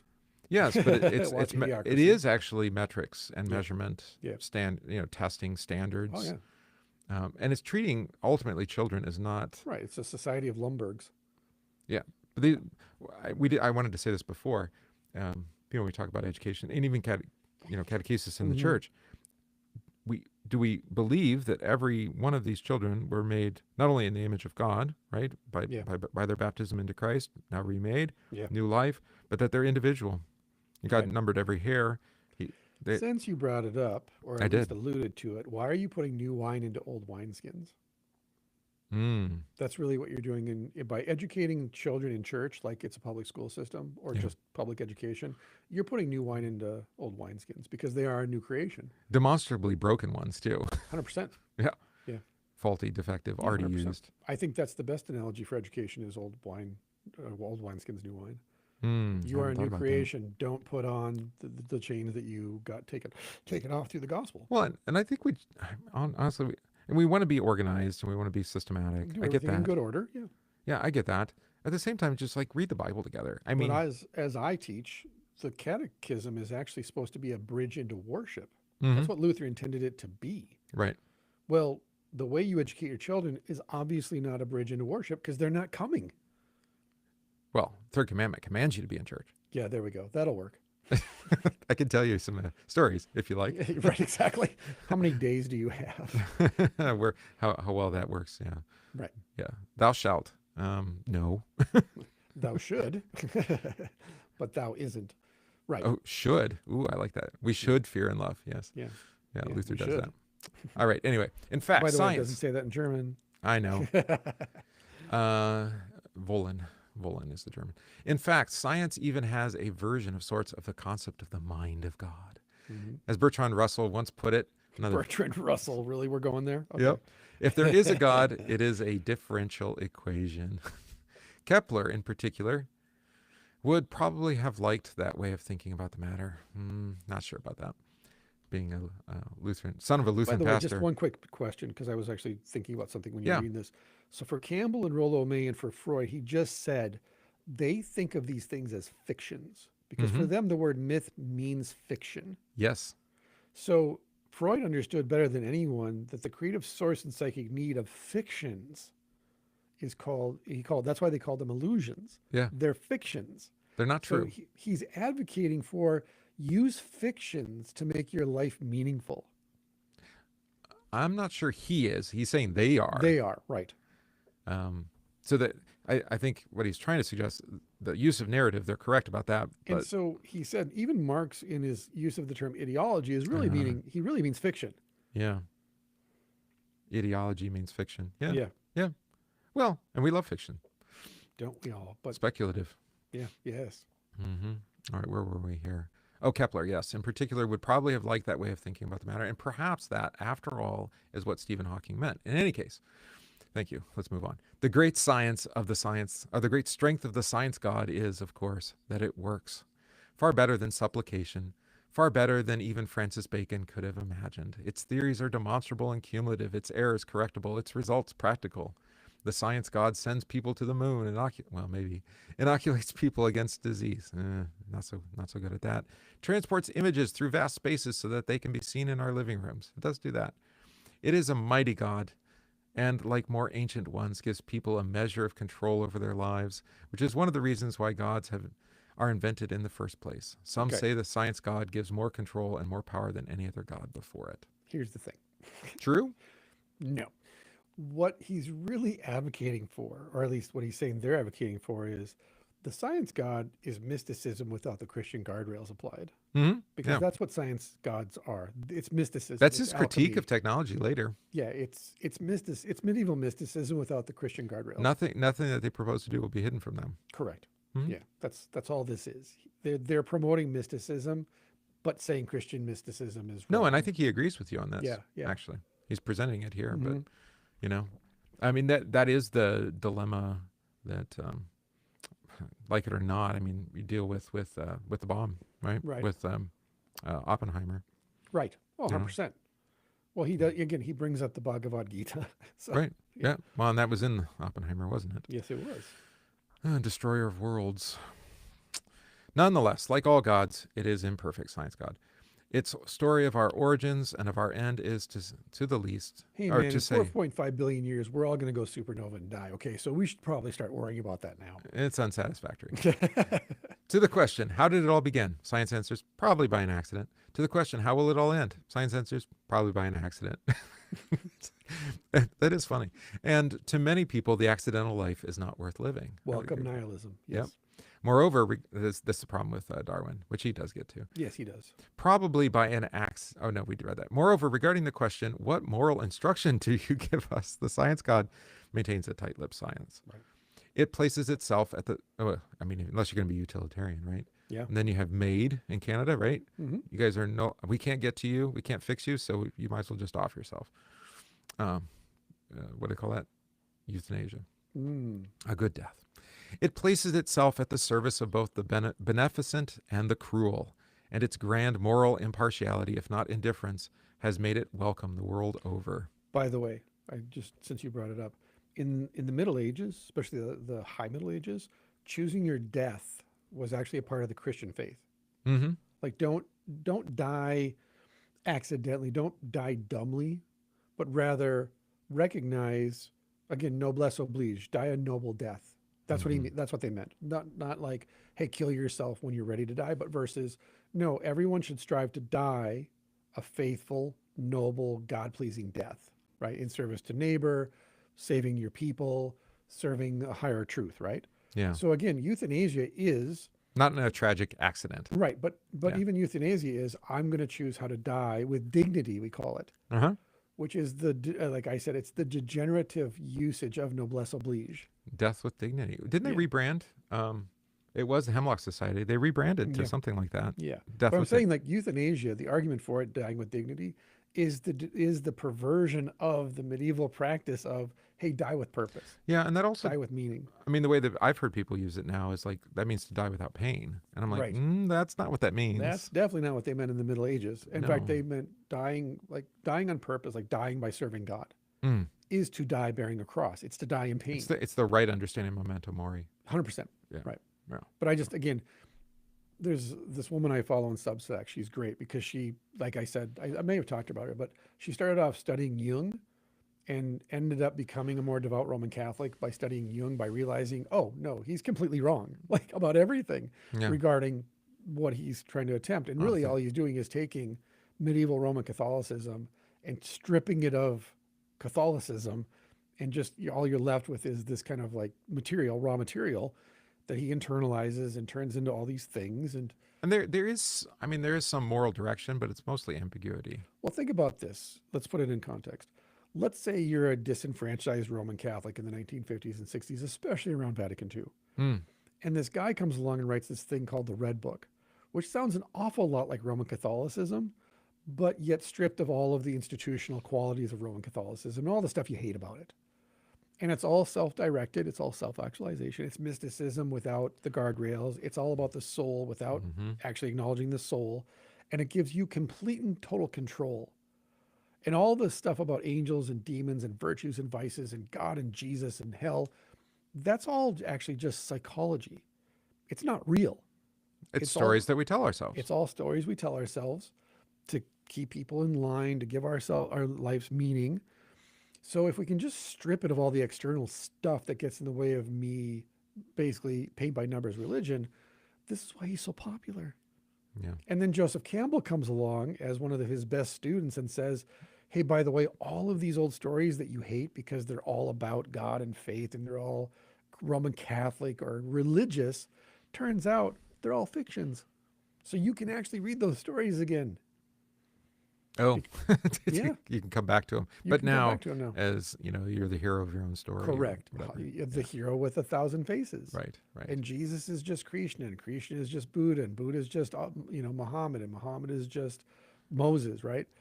And it's such a beautiful framework because the old Adam has finally accomplished what he's been striving for thousands of years, which is to be God in God's place without guilt or shame, without consequence, ultimately. Yeah. So, I mean, it should be said here, we'll say something positive, that's not in their confession. There is no breathing out. There's no divine inspiration. Correct. By the way, confession means to breathe together. To breathe together, yeah. Yeah. So, all scripture is God breathed and Right. profitable. So it is profitable for learning and for instruction and for training in righteousness. Right. But it only is that, not because we find meaning in it, Right. but because it comes from God. Right. Everything in the Bible is about going out and coming back in. That's literally the story of the Bible, right? Death Go and out, come back resurrection, in, go up and down. Right. Yeah. And so downstream from that is every folktale, every fairy tale, every myth, every legend is going out and coming back in.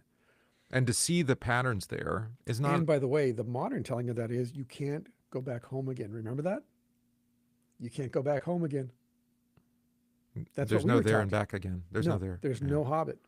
It's all you go out into the world and you don't come back. You can't go home again. Why? Well, Jesus wasn't welcomed in his own hometown. Yeah. Well, because that wasn't his hometown, dummy. The New Jerusalem is his hometown. Well, there's that. I mean, I have Yeah. counseled people, and I think it's important. Like, if they have estranged children, to do the prodigal thing. Like, Yeah. make sure they know they can always come home. Right. Because that may be the only thing they have. Right. In the Well, end. because the older brother may be like, oh, how could you do this? Yeah, and your jerk of a brother's there, but But your father's there to your say, father's there too. wait a minute, dude. It was your inheritance the whole time, too. Yeah, and But your I'm father. just saying, Yeah. everything was informed by Christ, and everything was informed by, like, well, what's the pattern that Jesus lays out as the logos? And then moderns went, well, you can't go back home again. You effectively shut heaven. It makes me wonder. I mean, was there anybody talking that way, or especially to Postman interacting with him, because he Yeah. was quite popular. So Yeah, I mean, I know there were Christians interacting with him. sure. Where- There's Christians. Let's just contemporarize it. There are Christians interacting with Jordan Peterson. Yeah. A lot of those Christians aren't talking with him anymore. Well, Not because I mean, they he's don't not. want to, but because to me, publicly, it looks like he's shut down the conversation publicly. Maybe did. privately he still is. Well, he's sick too, apparently. But He is very sick again. But, if we read in here, Darwin was afflicted yeah, for the rest of his life after it Origins. seems hard. It almost seems like televangelist to say God's afflicted you because of your stubborn rebellion. But it's true. It's biblical. He does it all the time. It's biblical. He afflicts me. I know he's afflicted you. Yeah. Yeah, it's a consequence of being sinful. Right. Being a sinner, the consequence of sin is you're going to be afflicted. For your salvation, though, for your And sanctification. you don't have to you don't psychologize that or No, again, the reason we tell about the saints, the reason we preserve the saints and tell about the lives of the saints is they are afflicted.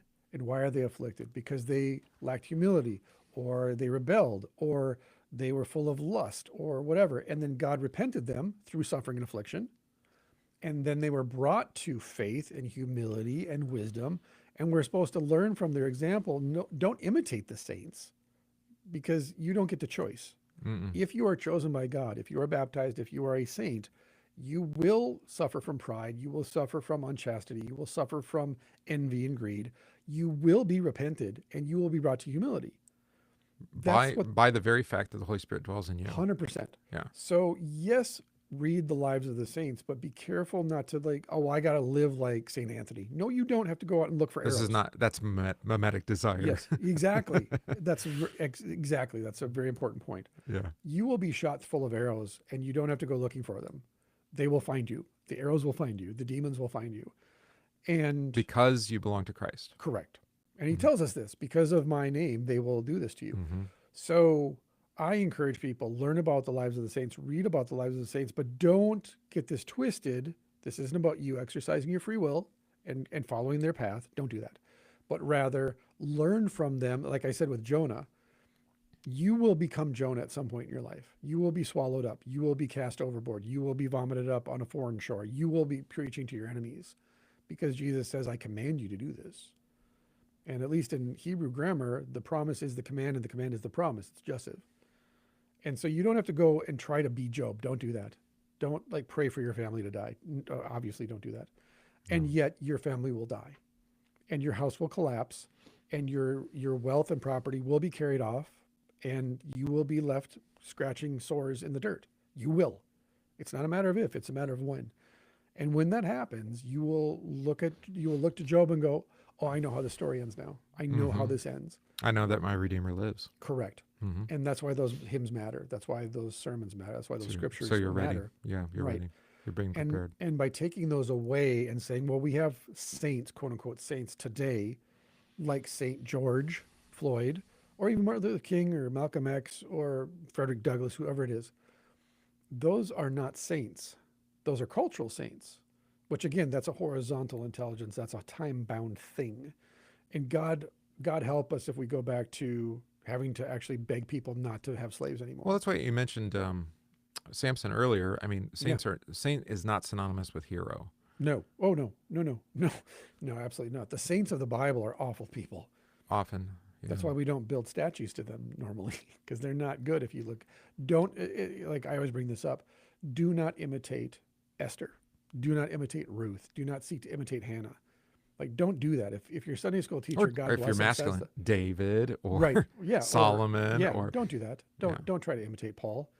Again, we had the reading last week. I was shipwrecked. I was thrown out. I was stoned. I talk that way all the time, though. Right. You know, you guys think you have it rough. Let me tell you. Right. Exactly. Right. I'm speaking as a fool here, but I'm going to tell you anyway. When the cross is laid upon you. Right. Joseph of Arimathea didn't choose to carry it. He was forced to carry it. Do you know about Joseph kept carrying the cross and it was Jesus left for India then? Yeah, of course. I didn't know that was I didn't know that's where that came from. Is that they didn't trade it back and Joseph is the one who's crucified so that Jesus could go to India. We call that speculative fiction. That's fan fiction. It doesn't quite agree with the scripture, but okay. But I think that's where we get it twisted again is the old Adam wants to be Jesus, specifically for himself, but also for his wife, his family, his people. That's what heroes are. Heroes are this is the subplot of Beowulf, is that the person who wrote Beowulf was saying to these new converts, Beowulf is a great Christ, but there's actually a greater Christ. There's a greater Beowulf. His name is Jesus. That's the point of that story, ultimately. Yeah. Is like, Beowulf's a hero and he is a Christ, but he's not the great Beowulf. That's Jesus. Let me tell you about the real Jesus who fought a real dragon, who is the devil and who descended into the real underworld. I mean, the comparison of lesser to greater. Right. It's huge in apologetics in the early Middle Ages. Yeah. And we can still do that today. We can say, hey, you want George Floyd to be your personal savior? Well, he's dead. Yeah. And maybe for you, he has a compelling story and he's a martyr and all these things. Putting aside the whole story, the narrative, put that aside. He's a mythic figure to you. Let me tell you about a greater martyr and a greater mythic figure who's real. Right. We've talked about this, from in terms of apologetics, and you talked about it in terms of like the English Isles and, or I think we even did it with Germanica. Yeah. You know, that the lesser to greater, you have the story of the tree, but let me tell you about the bigger tree. Right, exactly. Right. We're not going to we don't even have to cut down the tree. I know you disagree with that. We consecrate it to its proper owner, to its proper planter. Right. Yeah.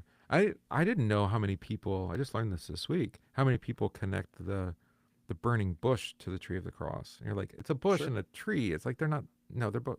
Yeah. It's of kind. Well, yesterday I learned about the real bread maker. Never saw it before because I'm dumb. Jesus is the bread, right? He's the Hlafwerden. In Anglo-Saxon, the Hlafwerden is the name for the Lord, the King. Jesus is the bread. He was born in the house of bread. So what is the wife called? The woman called? The bread maker. Well, who makes the bread of life?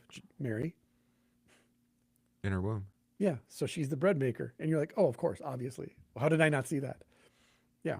Well, we dealt with this. There's another one where it started in the third century already, that that the burning bush was not consumed just as Mary was not consumed. Yeah, exactly. Yeah, yeah. Bearing the light. Well, that's an iconography in the It's East. in. I didn't know that. I was looking for Yeah. an Eastern icon. I'm like, Yeah. why is Mary in every single one of these? And then And you're her like, oh, belly's that's on why she's at fire. Pentecost too. Yeah, Then yeah. because you have the Yeah. fire that doesn't consume at Pentecost. Yeah. And so Mary has to be there. Yeah. So By they would virtue of go that. in and say, hey, I see what you got over there. Let me tell you about the real fire of heaven. Let me tell you about the real burning bush. Let me tell you about, the queen. Right. And what ends up happening. Not like an Apache Mama kind of way. No. Those would be the telling of it apart from Or the Our Lady of real Guadalupe or because that's the pagan goddess brought in Mhm. and then really rebranded as Right. a Marian figure. And then, by the way, she is a Marian figure. She's just not Mary. Right. Yeah, lesser to greater, Right. She's a fiction. fiction to The truth. Virgin Guadalupe is a fiction, also demonic. But like you were saying before, the thing that I would have loved Postman to have heard from somebody, is that all these stories, they are, like you said, downstream, or they're, not distortions. I mean, that's true, but I remember the they're word you used. looking for the doorknob, and they don't realize the doorknob's on the other side. They need know a preacher. They know the story has to be there. Yeah, and Again, so all of these things are, well, we have this hidden God, and we're trying to figure out how to see the hidden from God. within, though. Yeah, right. From inside ourselves out. Right. Versus, at least in the ancient world, they were actually looking for a door outside of themselves. That's connected to the word being breathed out by flesh. God. Yeah, well, the and word made becoming flesh. and tabernacling. And then he amongst us. sends preachers so that you would hear 100%. him. Right. Because Right. you can't find that word inside you. Well, Jesus says this when he breathes on his disciples: whatever sins you set loose are set loose in heaven. He just said that the door is open when you open it for them. Yeah. This is Genesis 1 talk. Yeah, that's John 20. God says to Adam, whatever you call these animals, that's what their name is. He literally gives us his throne and says, whatever you decree, I agree. Just as his word made Do you all know things, how now your word. ridiculous Yeah. that is? Yeah, yeah. That God says, take my throne and whatever you decree, I agree with you. That is so illogical and unsensible to any religion, by the way. No other religion says that. But I mean, to what Postman's saying here about science, I mean, that Yeah. we would agree with that critique, is that we take words Yeah. to tell a false story about human achievement, Right. Yeah, we use techne to tell it. and that of our technology own becomes hands. our God. This Right. is American Gods, if you want to Yeah, read yeah, it. yeah. You know, well, actually, that was the show more than it was the book, wasn't it? Yeah. Technology was in season 2. Yeah. Yeah, it kind of came to a head in season 2. Yeah. Right. But the work of the flesh, as Paul calls it in Galatians, is really the work of human hands. So we created technology and then said, well, this must be what God is like. Because then we can create a God that is. the Yeah, work of our and I hands. don't agree that Kepler would have thought that way. I think he was a person of his time, though. Kepler's Yeah. not a big Christ guy, No. but he's a big God guy. Yeah, So I mean, he's you're an definitely Enlightenment Lutheran. He's definitely Again, read Enlightenment. Feuerbach in his Right, critique of right. the Enlightenment. Yeah, I wonder about that. So So yeah, Kepler was a Lutheran, but let's not glaze him. He wasn't Christological. not in the way that we might be. No, Well, unfortunately. not the way Lutherans were in the Reformation. no. He was No. very much an Enlightenment Lutheran. Read Kierkegaard even in his critique of Hegelian Lutheranism in Denmark. You and I would condemn Lutheranism in Denmark as heretical.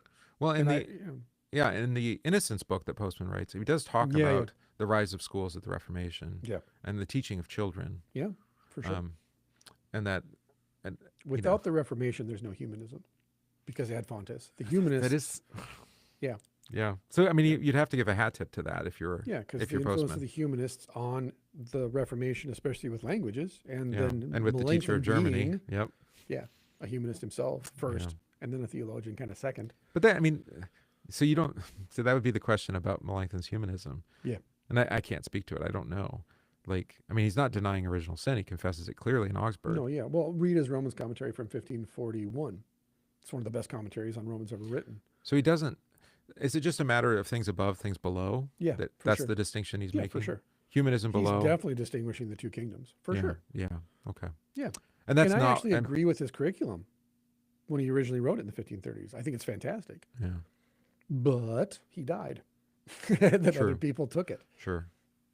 who didn't believe what he believed and didn't have his principles and just didn't have his imagination. So we don't have an inspired word. We don't have a word taking on flesh. Right.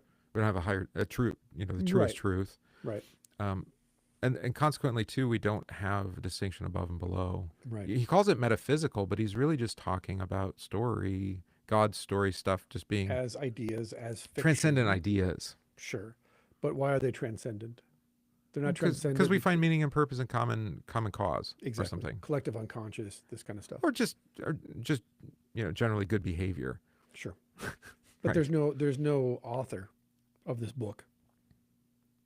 Ultimately. Metaphysics isn't we're looking for the author. He's not even concerned about that question. No.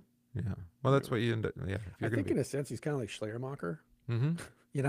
Striking me that way too. Kind of group think. Or even Hegel with his unimind stuff, which I think collective unconsciousness kind of comes from that Hegelian view of the. Every time you say unimind. unimind, I think Unicron. I'm sorry.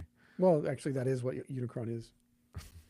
Just one giant robot. Yeah, one collective consciousness that then gets fragmented into a million people, but it's still one consciousness. This is the logos. This is Greek logos. Yeah. Yeah. What's the glue that holds reality together? What's the glue that allows us to all recognize a turtle as opposed to a tree? All right. Well, let's finish this science thought, and that's probably going to be good for today. Yeah. Because he's going to use Christian confession here. Yes, he is. Let's see, where were we? Probably by accident. Moreover, regarding the question, what moral instruction to give us, Science God maintains tight-lipped silence. It places itself at service of both the beneficent and the cruel, and its grand moral impartiality, if not indifference, has made it welcome the world over. It's utilitarian. We can use it for what we want. More precisely, it is its offspring that is so welcomed. For like another God, the God who produced a Son and a Holy Ghost, proceeds from, the Science God has spawned another, the great narrative of technology. Yeah.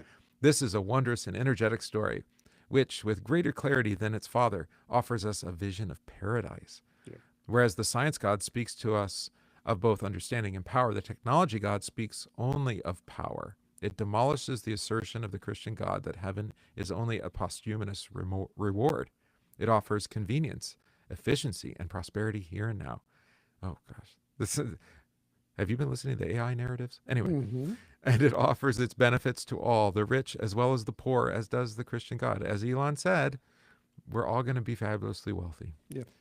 But it goes further. For it does not merely give comfort to the poor. It promises that through devotion to it, the poor will become rich. Its record of achievement, there can be no doubt, has been formidable, in part because it is a demanding God and it's strictly monotheistic. I could have sworn World War I took care of this optimism. You would have thought, right? Yeah, I thought coming out of World War I, we read a lot of that stuff. Its first commandment, technologies, is a familiar one. Thou shalt have no other gods before me. This means that those who follow its path must shape their needs and aspirations to the possibilities of technology. No other God can be permitted to impede, slow down, frustrate, or at least of all, oppose the sovereignty of technology. Talk to, Moderna, who got blocked from releasing a mRNA flu drug. They didn't even give it a hearing. And they're so offended. You're not even listening to us. Right. Technology. It's amazing technology. Anyway, why this is necessary is explained with fierce clarity in the second and third commandments. We are a technological species. And says the second, and therein lies our genius. Our destiny, says the third, is to replace ourselves with machines, which means that technological ingenuity and human progress are one and the same. Right. So what you end up with this American experiment, this modern American experience, schools are seminaries. The creed is the national, the Pledge of Allegiance is our creed. Yeah. Our churches are like hospitals. We're universities and hospitals. No, I would argue. I don't think universities are more like that's where you become a priest. He is by saying that we need these gods in the schools, called narratives. Yeah, he's turning the schools into churches. Of indoctrination. Right. Yeah, they're seminaries basically. They always are. His problem is that they're not very good ones now. Well, if that's the case, and we look at schools being based on the Prussian model of education, then actually factories are the churches. Like he actually speaks very favorably of Dewey. Yeah, there you go. So really, schools are your seminaries, and then the factories are your churches where you're where you practice what you've learned. Yes. Yeah, where you serve. Yeah, the greater good. Yeah. Oh. Yeah. But not in a he doesn't want machines ruling, so he's not a technocrat. So it's kind of a mix. It's a humanist religion. He's advocating. But he's very nostalgic. He really is. That's a good point. That's a good way of praising it. He is very nostalgic for the Enlightenment model of education. Yeah, and I don't even He even nostalgic. uses the term American creed. I mean, Ethnic pride of the children, of the huddled masses, were elevated by cultural pluralism. yeah, and so that's what I can't always understand exactly, because he wants it both ways, I guess is the Mhm. way to put it. We want all of the trappings of the Enlightenment, all the advances that we've made, but we don't want to worship Right. it or serve it. And By you're the like, way, this is why you get statements like math is racist, because multiculturalism has to destroy the homogenistic factor of American schools. That's the purpose of American schools, is to make everybody American. It always has been. whatever that means, Well, right? whatever the school tells you it means. And so multiculturalism comes in and says, no, no unifying culture. Well, then school can't be school. Well, this is how he says it in the chapter on that. What makes public schools public is not so much that There the it is. schools have common goals, but that the students have common gods. The Yeah. reason for this is that the public education does not serve a public, it creates a public. Right. Right. Yeah, so we would agree with that. So that's why churches have to be taught Also multicultural. to run themselves like public schools. Mm-hmm. Erase the hyphens, make everyone less distinct, he says. This is why I think trad movements are so popular right now. And Why? Because why it's another flattening No, trad movements are the reinstituting the hierarchy. This is why within family relationships. Yeah. Well, that's why college age students are coming back to church, Mm-hmm. but they're going to traditional services because they want the hierarchy and they want not just the mystery and the ritual, but they want the real thing. And they want a culture that is homogenous because that's the thing that holds you. It gives you consistency. And So it he's gives you against the certainty. whatever you call the, however you say it. Homogenization.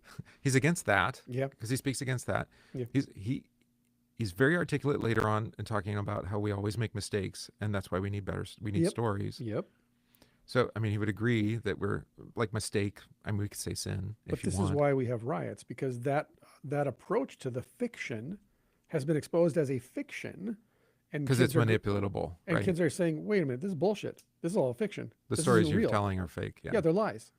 Or what was the South Park? Make it fake and gay. Yeah. But the problem is, put a chick in it, make her fake and gay, lame and gay. It's lame and gay.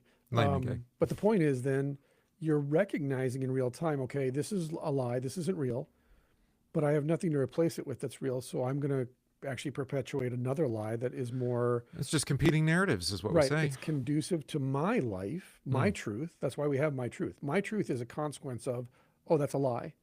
So I can't rely on anything? Correct. So then it's all about what I think is true and not true, because now we're back to power, as he said. Like, you take power away from the schools and you put power in the individual. Right. And how dare you say Elon's wrong? It's not. Yeah. There's all, as Postman will say, with any technology, there's always winners and losers. Yeah.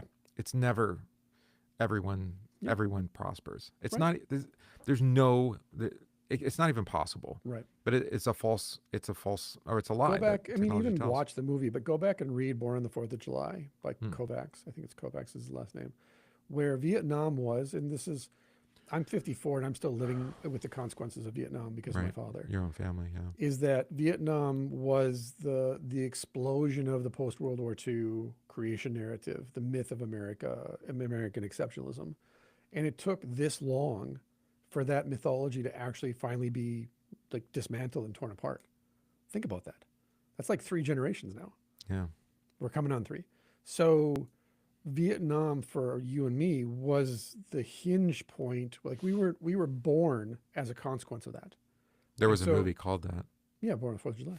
Thank you. And and so what ended up happening though is, and I think the proper title for Vietnam is Apocalypse Now, Mm-hmm. because it was the heart of darkness writ large, and you and I are the consequence of that. Is that Speaking of storytelling, right? yeah, exactly. Is that my father was sent down a river quite literally in real time, Mm-hmm. and he never came back. His soul was destroyed. It was completely obliterated by 2 tours in Vietnam. He never came back from that. And I know guys coming back from Afghanistan and Iraq, obliterated.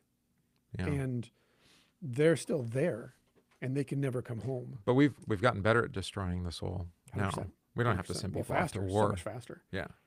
And again, we try to apply therapeutics to it. And this goes back to my new teacher here, who takes these groups and says, I'm going to tell you the story of Parsifal and the Grail. And they're like, dude, my buddy was blowing up and I'm missing a leg. What does this have to do with me? Just listen. And by the end of the story, they're curled up on the floor crying. You're like, well, how? Because it's true. It's true. They've never And heard a true story, maybe. they've never heard a true story. And he's like, here, I'm going to give you something to replace the story of how your leg got blown off. Not to deny it. It's still real. But this now is going to overlay it. I'm going to wrap you up in this story. As if a knight has never been sent on a false quest. Exactly. Right. Exactly. And Parsifal being told, hey, you've made an art of failure and yet you still got the grail, right? And so I think that's what everybody's, I think that's what I've been looking for my whole life. And I got it as a child from my librarians and from my grandmas and from others. And I didn't have a preacher to tell me, hey, by the way, you need to read more of The Hobbit because The Hobbit's actually telling you the truth. I didn't have a preacher to teach me that. And so I had to wait decades for someone to come along and teach me, hey, by the way, you've had the truth on your bookshelf this whole time. Yeah. And it's not an escape from reality. It's an escape from prison, is what Tolkien says. And you go, oh shit, you're right. So now you come to church and all we have to do is say, hey, by the way, we actually have the original stories. And as Tolkien said, the gospel is the greatest folk tale ever told because it's true. And Jesus is the greatest myth because it's the myth become flesh and blood in real time. We're not denying the reality of this is true, but we're saying, hey, by the way, come here and hear the truth, the truest truth. And not only will it be true, it's going to change your life. Well, what do I have to do? Nothing. Right. And I'll just do it. I love how you say that because it is going to be the criticism of the Postman book if you keep reading. Yeah. Which I think you might. I mean, because I would say he's really good at calling out idols for what they are. Sure. Even though he calls them gods. I mean, just it's interchangeable. Yeah. Because he does go after technology in a whole chapter, but consumerism, economic utility, utilitarianism, he goes after that too. He's not a utilitarian; he's a humanist. And we talk about mammon in other ways. Yeah. But he's not positive. Right. So it's not a constructive critique. I mean, and I think this is probably true for most of his works. Now that I think about it, right? They're critiques, but they don't offer a positive resolution. To your point, this is how this takes place practically for me. So consumerism is a great example. I can't remember the name of a person I've known for 5 years. I can't remember. I don't know why. But I can sing every commercial jingle from like 1975 to 1996. Yeah.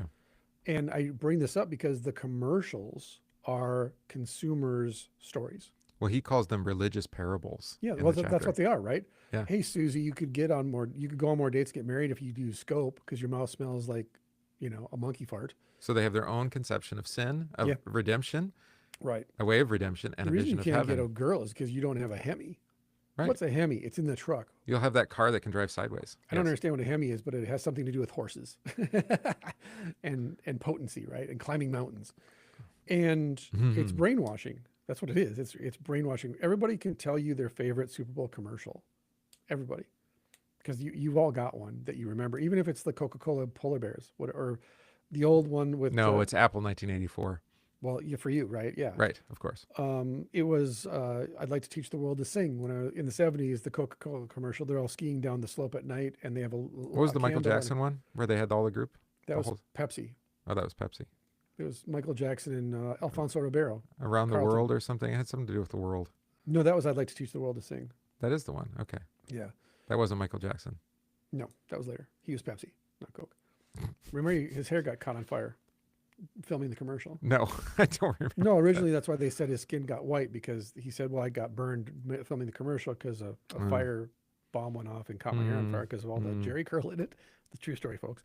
And then it burned his face, and so he had to have a chemical skin peel. Yeah. But so the religious parables of commercials do give us a liturgy. Like Michael Jackson is literally an idol for a lot of people. Like Thriller was Thriller. Like no matter what he did after Thriller, he was Thriller. Like that was it. That was a cultural moment, and commercials were cultural moments for us growing up. And so I can be nostalgic for Pizza Hut pan pizza and breadsticks because we say things like, back in my day, it was only 3 ingredients. Make Pizza Hut great again. Yeah. Yeah. Make Pizza Hut great again. Right. Rather than now they're all now it's a Mongolian grill or something. Yeah, exactly. So, and my son and I were talking about this today because he's 23 and we were talking about, again, cultural moments.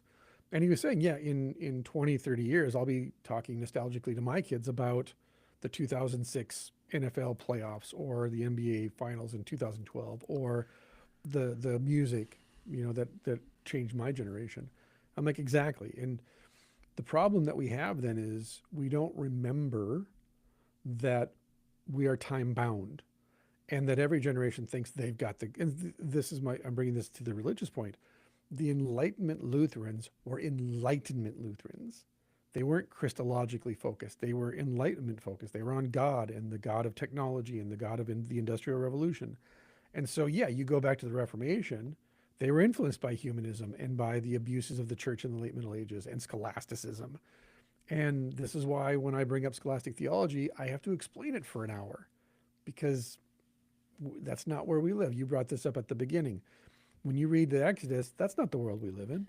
We don't know their assumptions. We know that they made a lot because they don't fill in the blanks for us. But yet in 50, 60, 100 years, those people will ask the same thing of my books. Sure. Because I make cultural assumptions in my books. Imagine if in 100 years addiction is cured, or everyone's a drug addict, like Soma in Brave New World. Mm-hmm. Well, me talking about addiction in 100 years when the entire culture is addicted, like, what's this addiction stuff he's talking about? Oh, he means normal life. They didn't understand what we understand about drugs and how, useful they are to solve all of our problems. Watch Brain Candy, Kids in the Hole, 1992. Mm-hmm. But maybe that happens in 100 years where everyone's on Soma and they read the book and they're like, this is an artifact of the past. Fair enough. Yeah. Or they'll like, what is he talking about? Well, there's cultural assumptions that we all make.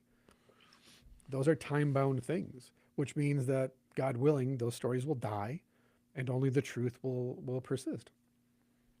So Jesus will be here in 100 years, but my books won't be. No. Thank God. They'll be somewhere, but... No, they'll be somewhere at the bottom of a library stack being hidden by somebody who finds them offensive. Or maybe be rediscovered in 150 there we years. go. There'll be statues made. No, yeah. I don't know about statues, but it'd be like Leia is for us. I want to be 6'8", 250, and just a golden god. Oh, okay.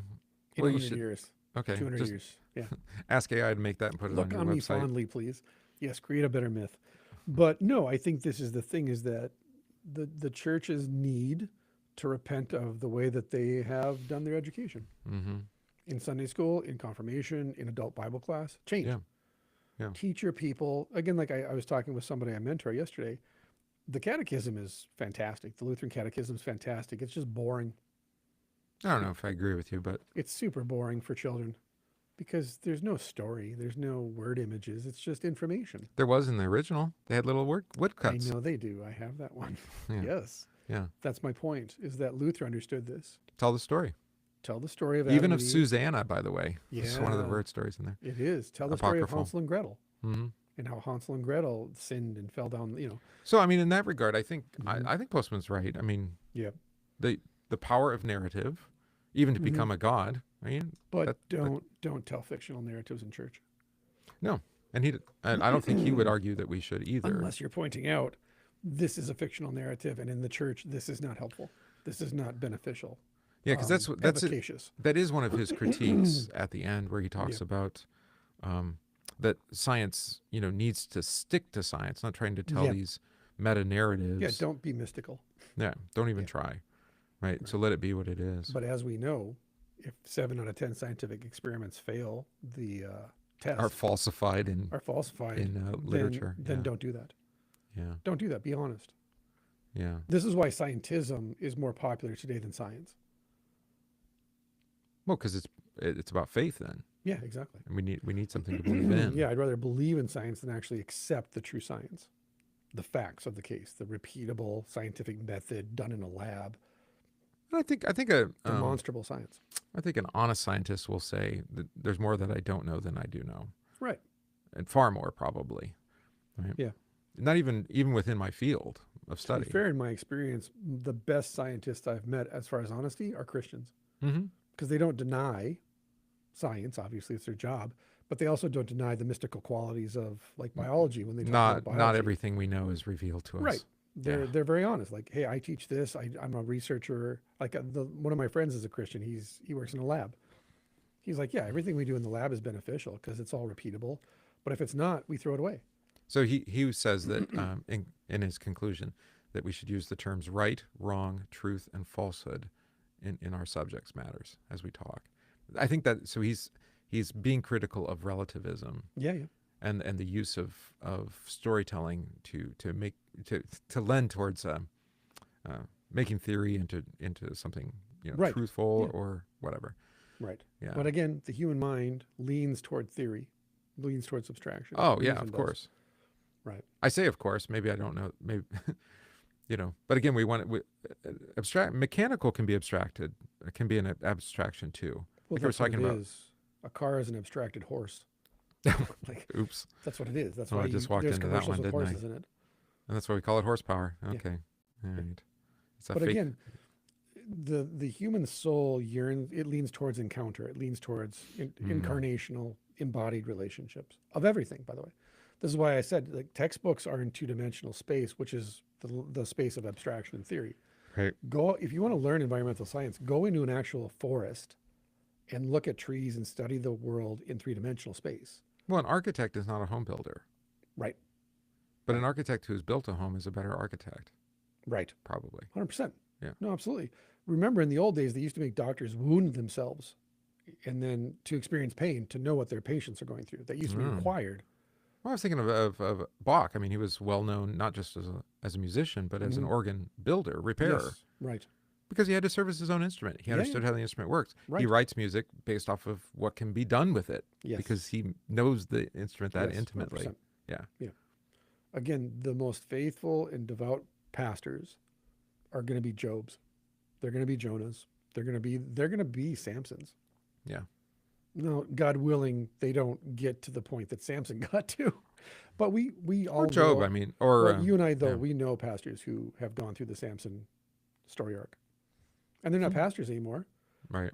but they're saints Right. because they were humbled by it, and and they were restored, and they go to church faithfully every Sunday. There's By no God's priest. declaration, yeah. Yeah, By but his they're doing. just not priests anymore. Yeah. Yeah, that's fine. Yeah. Again, for them, if you ask them, hey, if you could go back and do it different. Well, and Well- that's the problem with narrative and identity. Yeah. And like I've wrapped up my entire identity in being a pastor Right. and being right, called right. pastor and known as Yes. pastor, Yes. which is, I think it's dangerous. Well, of course, because your primary identity is child of God, Mm-hmm. baptized child of God. And father, husband, these are things that God has done. But those are downstream too, Those are downstream, yeah. because those are all time bound. You're not going to be a father in heaven. You're not going to be a pastor in heaven. You're not going to be a husband in heaven. You'll be a child of God in heaven. Yeah, there you go. And so you can't, because at some point you're going to be a father without children in your home. At some point you're going to be a pastor without a church. At some point your wife might die and you're going to be a widower, but you'll always be a child of God. Mm-hmm. You'll always be forgiven. So you lean toward, again, cultivate the soul. Don't cultivate the mind. Again, like, what's his Would you face? say the mind would follow though?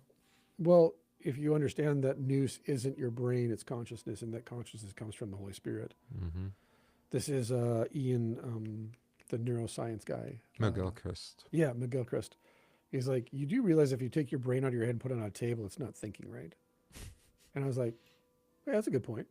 He's like, no, consciousness isn't something happening in the muscle tissue of this thing inside your skull. That's not where I wonder if consciousness that comes from. affects your understanding of Christ as the head and the church as his body. I Yeah, mean, for sure. he can't be the head without the body. Right. He has to have But a he also bride, can't be the Christ without the Holy Spirit. right? But he can't be the husband without the Paul bride. points that out, that Jesus was raised by the Holy Spirit. He grew in wisdom and stature. Because if you Yeah. say Jesus raised himself, that means he wasn't actually dead. It's very important, actually. Right. Raised by the Father through the Spirit, I Yeah, think is, yeah. if you want to conflate them. Right. He was raised from the dead passively. He didn't raise himself from the dead. No, of course not. Right. No, I I say just of point that course out not. because a lot of people are like, Jesus raised himself from the dead. I'm like, no, he didn't. He was Jesus dead. rose from the dead. We actually use that language. Yeah. He did. like- Rose, but it's passive. Right. Yeah. Was raised. Well, he was crucified passively too. Yeah. Was crucified. Right. Uh-huh. Yeah. And again, words matter in the Christian economy. And I think Postman would agree with that. I just wish he had, when he says metaphysical and he speaks of gods and things, he's still Yeah. very flat and very below. Yeah, of course he is. It's all time bound. Yeah. It's all on you. Or the class. On or us. the Yeah. curriculum, the school Fix system. education. Yeah, right. Yeah. And he's not wrong that school is broken. But that's all mechanistic. That's all technique too, though. of a sort. He points that out. He does, yeah. He We said, build the schools, we write the curriculum, we teach the students. It's all us. he said we're not going to, what does he say? All technological change is a Faustian bargain. And here's the thing. If you agree that the ideology is just another word for fiction and myth is another word for fiction, ultimately what you're driving towards is just another fiction. Just a quote unquote better fiction, a better idea in the marketplace of ideas. It's almost Hegelian then. Yeah. It's the push and pull but Yeah. always forward progress. I'm not confident about that. Back to for me, it goes back to the Frankfurt School of critical theory of Adorno and all of that. yeah, is that ultimately the only reason that people follow the Nazis is because the Nazis, they don't know any better. So if we just inform them and give them information about how bad the Nazis are, they'll change. I think they full well knew what they were following. Look at contemporary American politics for the answer to that question. No, it is true. We do follow. Look, I gave you the facts. No, I don't believe that. That's all politics. That's fake news. That's propaganda. Here's the real facts. Nope, that's all fake news. That's all propaganda. No, the Frankfurt School failed. This is why all those guys had to flee to America and were bitter for most of the rest of their lives because they did tell the people in Germany, hey, by the way, Nazis are bad.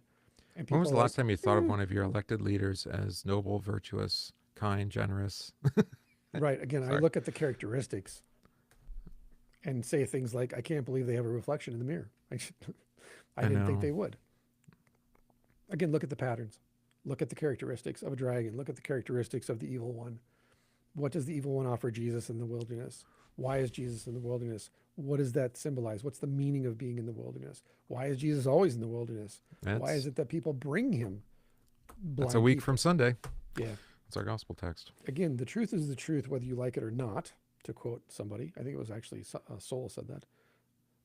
Or as Flannery O'Connor said, the truth is the truth, whether you can stomach it or not. A lot of people have said that. But Jesus saying, I am the truth, means then that our true north is Jesus and that everything has to be oriented towards him ultimately, including education. Because if you send your children to a Caesar school, why are you surprised that they worship Caesar? If you send your children to a Christian school and they don't worship Christ, it's not a Christian school. I'm sorry, it's just not. That was a John Taylor Gatto quote. So look at the characteristics of Very that nice. school, look at the pattern, and that will determine whether or not your children are, again, if it's not a bridge into a Christian worship, if it's not bringing them to the chalice, it's not a Christian school. It's not. Why, I don't why care. are you? What are you even doing? I don't care if you have chapel. That's not. No. That's an accessory then. That's But all you could that you is. could apply the same critique to a Christian home. 100%. Because the home is the school of the school. If it's the society of society, it's the school of school too. Yeah. The reason that children don't read is because their parents don't read. It's that simple. You can go to school every day and be told and be given books by your librarians. And yeah, there are the exceptions. There are some children that are just naturally given to that. But if your grandparents and your parents read to you, you will be a reader. You'll be literate. If your parents don't read, but your teachers read to you, maybe, yeah. but it's a maybe, not a for sure thing. And my mom read to me when I was little. My grandma's read to me all the time. Then I went to school and was read to in school. So it was just reinforcement of that, right? And we are the liberal arts generation. You know, we were raised by hippies and the hippie generation. And so we were taught to, make our own clothes and garden and, all that stuff. We became the DIY generation as a consequence. But we were read to. We were read to by the TV even. We had Mr. Rogers reading to us. We had Big Bird reading to us. Don't forget Reading Rainbow. We had Geordie. We had Reading Rainbow. Yep. And so our whole generation was really blessed. I can fly very high. Oh, no, 100%. We were blessed by that. We were truly blessed by that. And hopefully our children are blessed as a consequence in the sense of fullness. And I hope to God, I pray for this all the time actually, that like what I'm doing at my church encourages parents to read to their kids, because I'm showing them that reading isn't tedious and it doesn't have to prove that you're dumb, but rather, no, you just haven't read books. You haven't read these stories. So I'm not mad at you for not knowing the Bible. You've never read it. So what can I, as your pastor, do to open the Bible to you? So that, like the one guy who's a new member said, I've never read the Bible, and all of a sudden coming to church here, can I read the Bible? And so I bought a Message Bible for him. Right. Like, just read the Message and then start coming to Bible class. and I'll fill in the gaps. And then maybe as you go along, we can introduce you to another Bible. And, you know, but if you only ever read the Message, good for you. At least you're reading the Bible. You're in the park now. You're in the game. Right. Versus like, no, if you don't read this version of the Bible, then wrong. It's like, I'm dealing with someone who's illiterate. Like, there's no basis here. Like, he has no connection, and he's kind of antagonistic toward the Bible. And you're telling me I'm going to say, no, there's only one true Bible? No, don't do that. Well, you're not reading in Greek and Hebrew, so Well, exactly. invalid. It's invalidated. Invalid so, reading. Right. Yes. It's like if the children in Sunday school don't have parents who read the Bible to them at home, then they're not going to want to read the Bible at church. So how can I, as a pastor, translate the Bible for 4 to 7-year-olds with this, yet still be faithful and accurate to the original text? Same thing with confirmation, right? How can I teach them Grimm's folk tales to encourage them to read fairy tales, but then within that teach them the catechism? It's pretty easy, actually, it turns out. Because again, the folk tales are downstream from the catechism. They're downstream from the truth. And then when I preach and when I do pastoral care, how can I wrap them up in the stories of the saints? Because they are saints. So these are their stories. Right. They're all about Jesus. And I show up with my communion kit. I show up for Bible class saying, you know, we're going to the service of the sacrament right after Bible class. So this is what we're here for. Everything leads back to the cup. Everything leads back to the blood of Christ. And if it doesn't, what are we doing? Because we're complaining, but we're not offering the actual solution, the one true solution. Yeah, I think you're talking about, and Postman would agree, you know, the quality of the narrative matters. Right. In our case, we're saying the truthfulness matters. Right. You know, does it The confess sower sows Christ? seeds. And pick any movie, like we've talked about with baptismal water and blood and, you know, the Christ figure and all this stuff. Those are the seeds that fall on rocky ground, actually. Those are the seeds that are choked by weeds. And that is to say, they are desperately looking for Jesus. But they only have the images. Again, they're like looking through a glass darkly, right? And so, yeah, you can watch any TV show or any movie or read a book like Harry Potter and go like, obviously this is a Christian story. And then atheists or secular people will say like, I don't see it. It's like, well, he's Jesus. That's the devil. He's a literal serpent. Yeah, but he fragmented his soul. Like we talked about, lesser to greater, though. Right. Right. Right. By the way, how does Voldemort get his soul back? This is so interesting. I listened to a guy a couple days ago break down this part of it. It might have even been his show. You mean at the end of the train station? Or no, it was actually the ex-con that I was listening to. He was breaking down Harry Potter. It was fantastic. But no, when Voldemort fragments his soul, the Horcruxes stuff, right? Right? Is that right? Yeah. And then, but how does he get it back? Like, how does he reconstitute his soul? He devours people. He eats them. Well, I wrote about this with, child sexual abuse is the monster eats the child because he wants to become whole, and the child is wholeness. So the monster consumes the child because he wants to become what he's not. Voldemort consumes souls so that he can reconstitute the thing that he doesn't have, but he only needs pieces, and the pieces are all over the place, right? He sends them all over. He's fragmented. Well, how many people do you know that consume people? I left a piece of me there. Yeah, I'll exactly. even use that language. Exactly. Yeah, exactly. A piece of me died. And so maybe J.K. Rowling wasn't even thinking about that when she wrote that, but she's right on the path. She's right there. No, I think she knew what she was doing. And so you can look at that. It's like, again, well, Tolkien doesn't have gods. Well, he does, but they're just not in the Lord of the Rings. But if you know the old stories, all of those stories, he's basically, as a Roman Catholic, saying, I'm going to take all these pagan stories and I'm going to be like, you were so close to the kingdom. Let me fix that for you. And so who Aragorn is the one true king. Get out of here with that stuff. Right. You know, the Well, broken and it's, sword. like you say, patterns up and down. 100%. And so once you see them everywhere. And then once you see them everywhere, then it's just a matter of, okay, how do I express this? Because I don't want to tell fictions. I want to tell truth.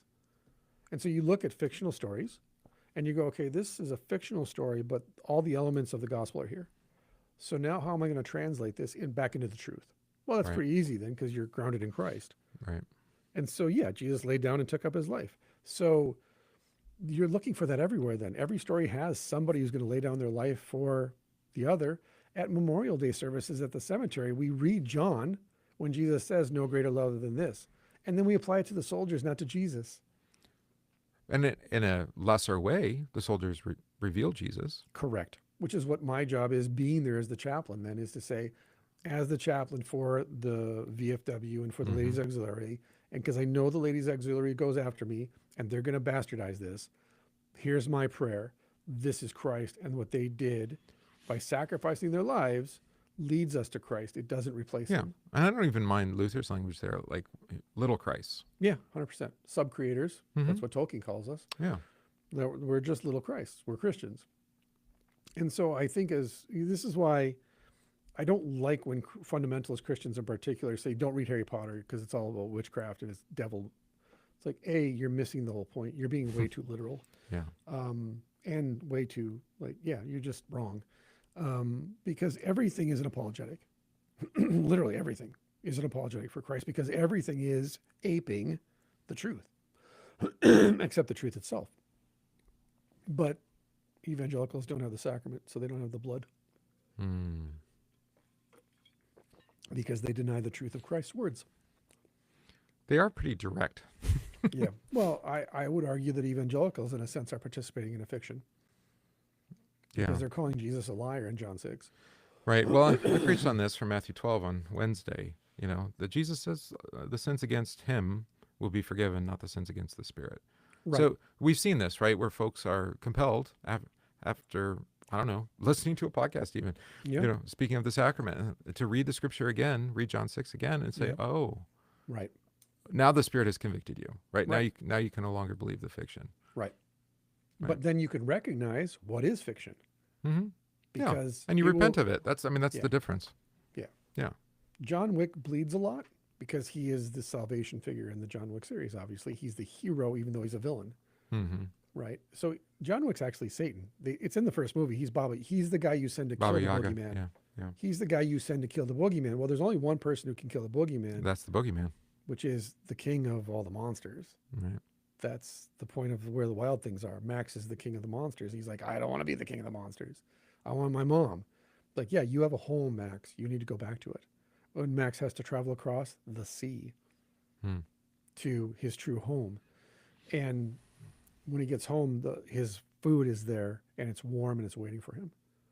Well, dude, if you don't understand this is a metaphor for Christ, read the Runaway Bunny. Same thing. Runaway Bunny is his mother pursues him across the world to save him. Right. It's a parable of Christ.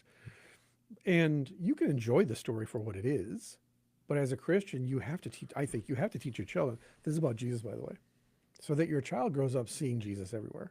So then when they watch something like Toy Story or Lego Movie, like, oh, they're trying to tell the gospel. I'm like, yeah, they are trying. They're just failing because they don't know Jesus.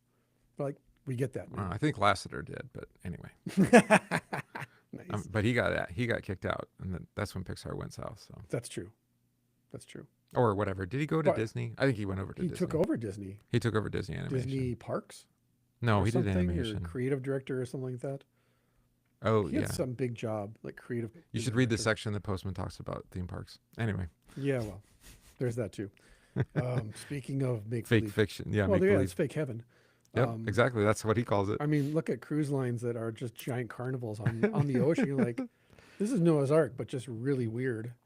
It's a really with weird the sushi version. bar, yes. Yeah, 100%. But no, that's what I mean is that we used to use the term theological imagination a lot. And then it kind of got a bad reputation, I think, at least for a while. In my personal experience, Christian imagination got kind of like, it was kind of vilified. It's kind of negative. Well, it wasn't always Christological. I think that's part of it. Yes, right. Yeah. And Not how can this confess Christ, but it was how can. But for me, this goes back to Jesus saying, be wise as serpents, but innocent as doves. Be wise in recognizing the fiction, but be innocent in the sense of like, yeah, but they're trying to get to Jesus. Yeah. And they just don't know. They can't get there. They don't don't have a preacher. whether they know it or not. Yeah. Right. They don't have a preacher. Right.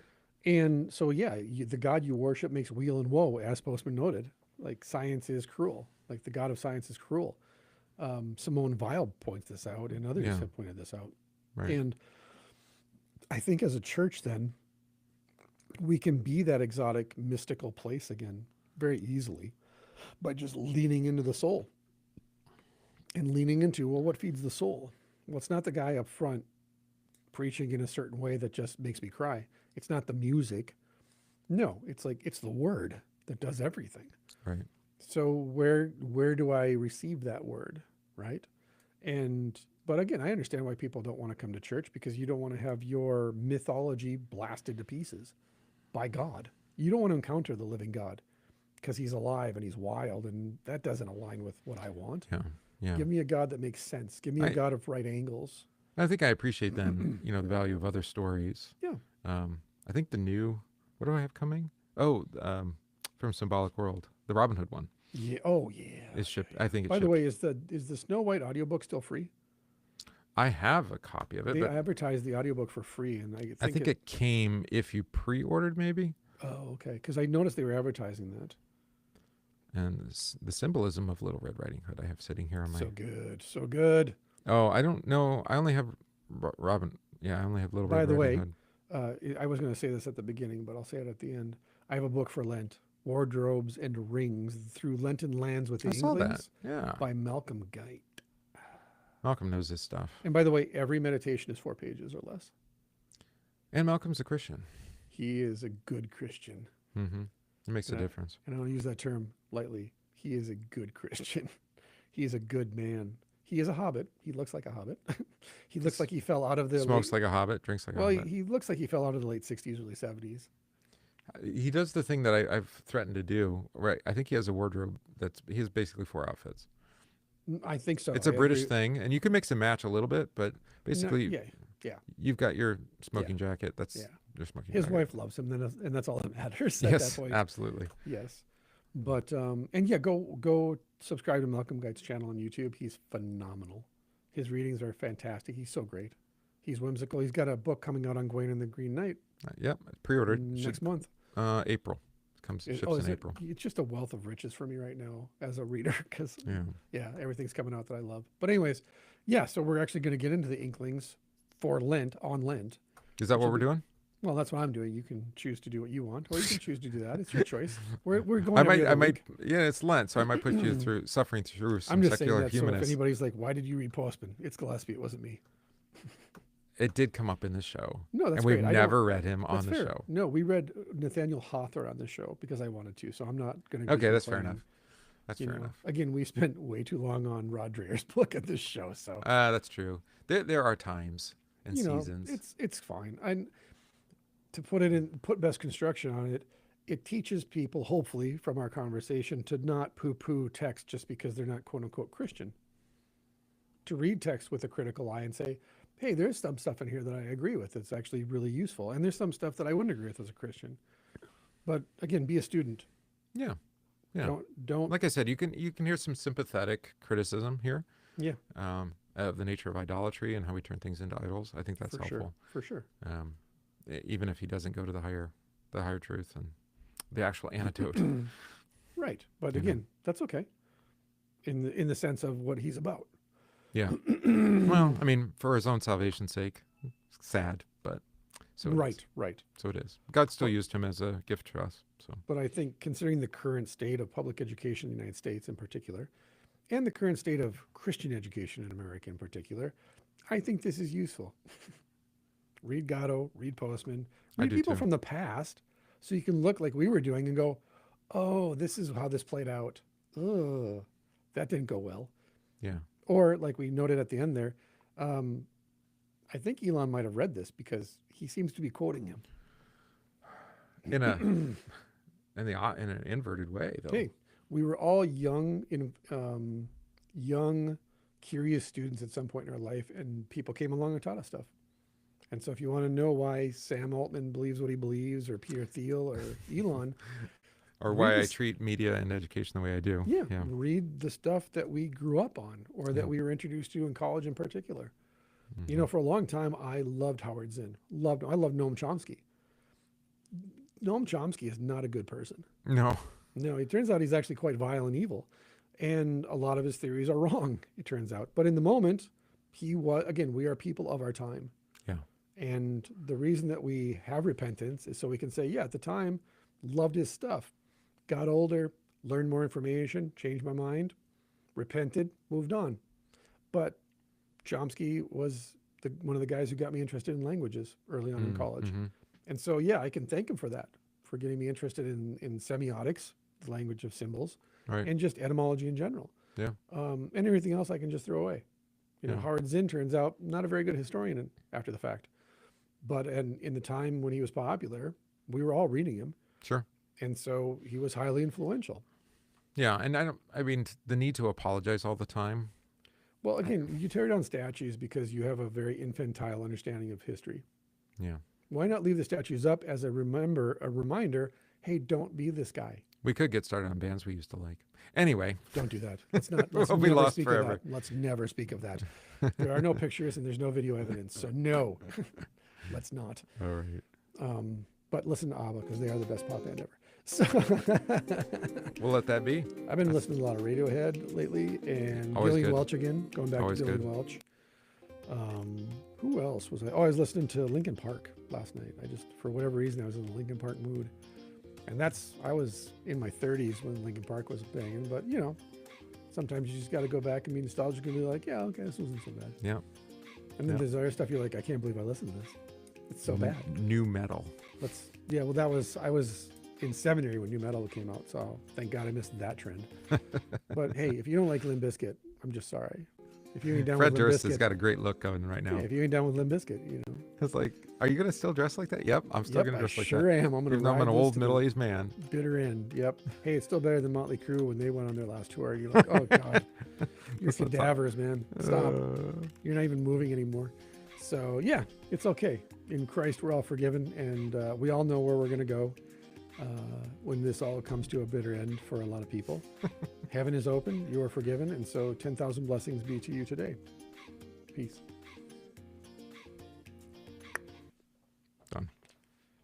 What was I? There was something the other day. Marsh and I always do this. Marsh Schomburger and I always text back and forth with Music stuff. obscure music references like White Lion, When the Children Cry, and stuff like that. And you're like, yep, no, I know every word, but we don't have to bring it up. No, I don't even know that.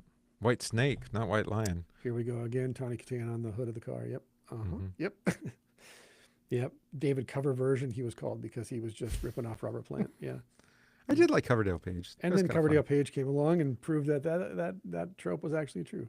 Mm-hmm. That was a good album. Actually, that was supposed to be the Coverdale or the Page Plant album originally. And Plant's like, I don't want to do it. And then they ended up doing MTV Unplugged anyways and made the album No Quarter, which is a phenomenal album. It's so good. That MTV Unplugged with the two of them and Plant's band, that's one of the best things I've ever, that's still to this day I I watch don't know it. if I remember that. Oh, I it's wish so they would good. re-release those. Because they, they're still on YouTube in like And like really 480p. low quality. Yeah. Yeah. But the videos themselves that they made for No Quarter and Nobody's Fault But Mine are still in 4K because those were filmed. But no, because Plant and Page rearranged a lot of those songs so that because Plant was super into the Moroccan music, Yeah, and right. very influenced by it, and so he had a full Moroccan like backing band with him. He had a Yeah, he was Moroccan doing the whole singer world as his music backup thing. singer. Yeah. Yeah, like Peter Gabriel was, Yeah. and Paul Simon on that Sure. on the one album, Music of the Saints. Graceland. No, or- Music of the Saints, right?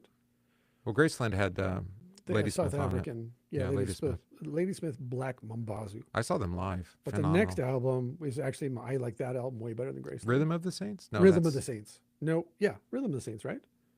I think so. Yeah, you're thinking of Rhythm of the Night. Yeah, I'm confused with Peter Gabriel now. I think it's Rhythm of the Saints. But that album is I love. That's my favorite Paul Simon album. Is Rhythm of the Saints. Something about Saints. Yeah, but no, that era of Plants, Had a nice cover, if I remember right. which It's one, like- Rhythm of the Saints? Yeah, it was Yeah, it's some, like, fantastic. It was like some kind of It's a guy dancing in his yeah. blur. But no, I think that that I said we era- were going to do this. I know, here we are. No, this isn't embarrassing stuff. This is good stuff. But yeah, that Page Plant Unplugged is one of the best live performances I've ever watched. Turns out they actually are great musicians. My buddy Stewie and I watched that the night it was on at a house party, and we had the TV cranked all the way up, and we're sitting like 2 inches from the TV because everyone's being so loud. I'm like, what do you do? And it's like, dude, this is Page and Plant. Yeah, Rhythm of the Saints. There it is. Yeah. And they didn't want to do it with John Paul Jones because then it would have been official an official Led Zeppelin reunion, which they actually ended up doing then when Ari Avid died.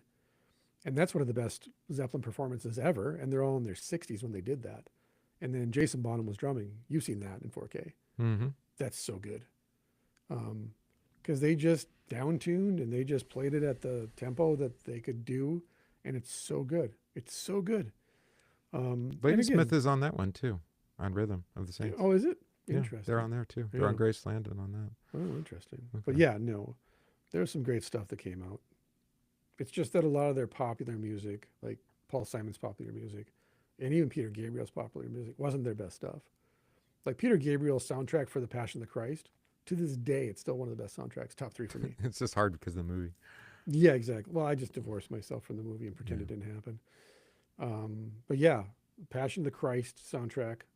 Oh, I like Ovo, and not very many people listen to it. That was the millennial. So he did a 24-hour soundtrack Right. for the Millennium in London.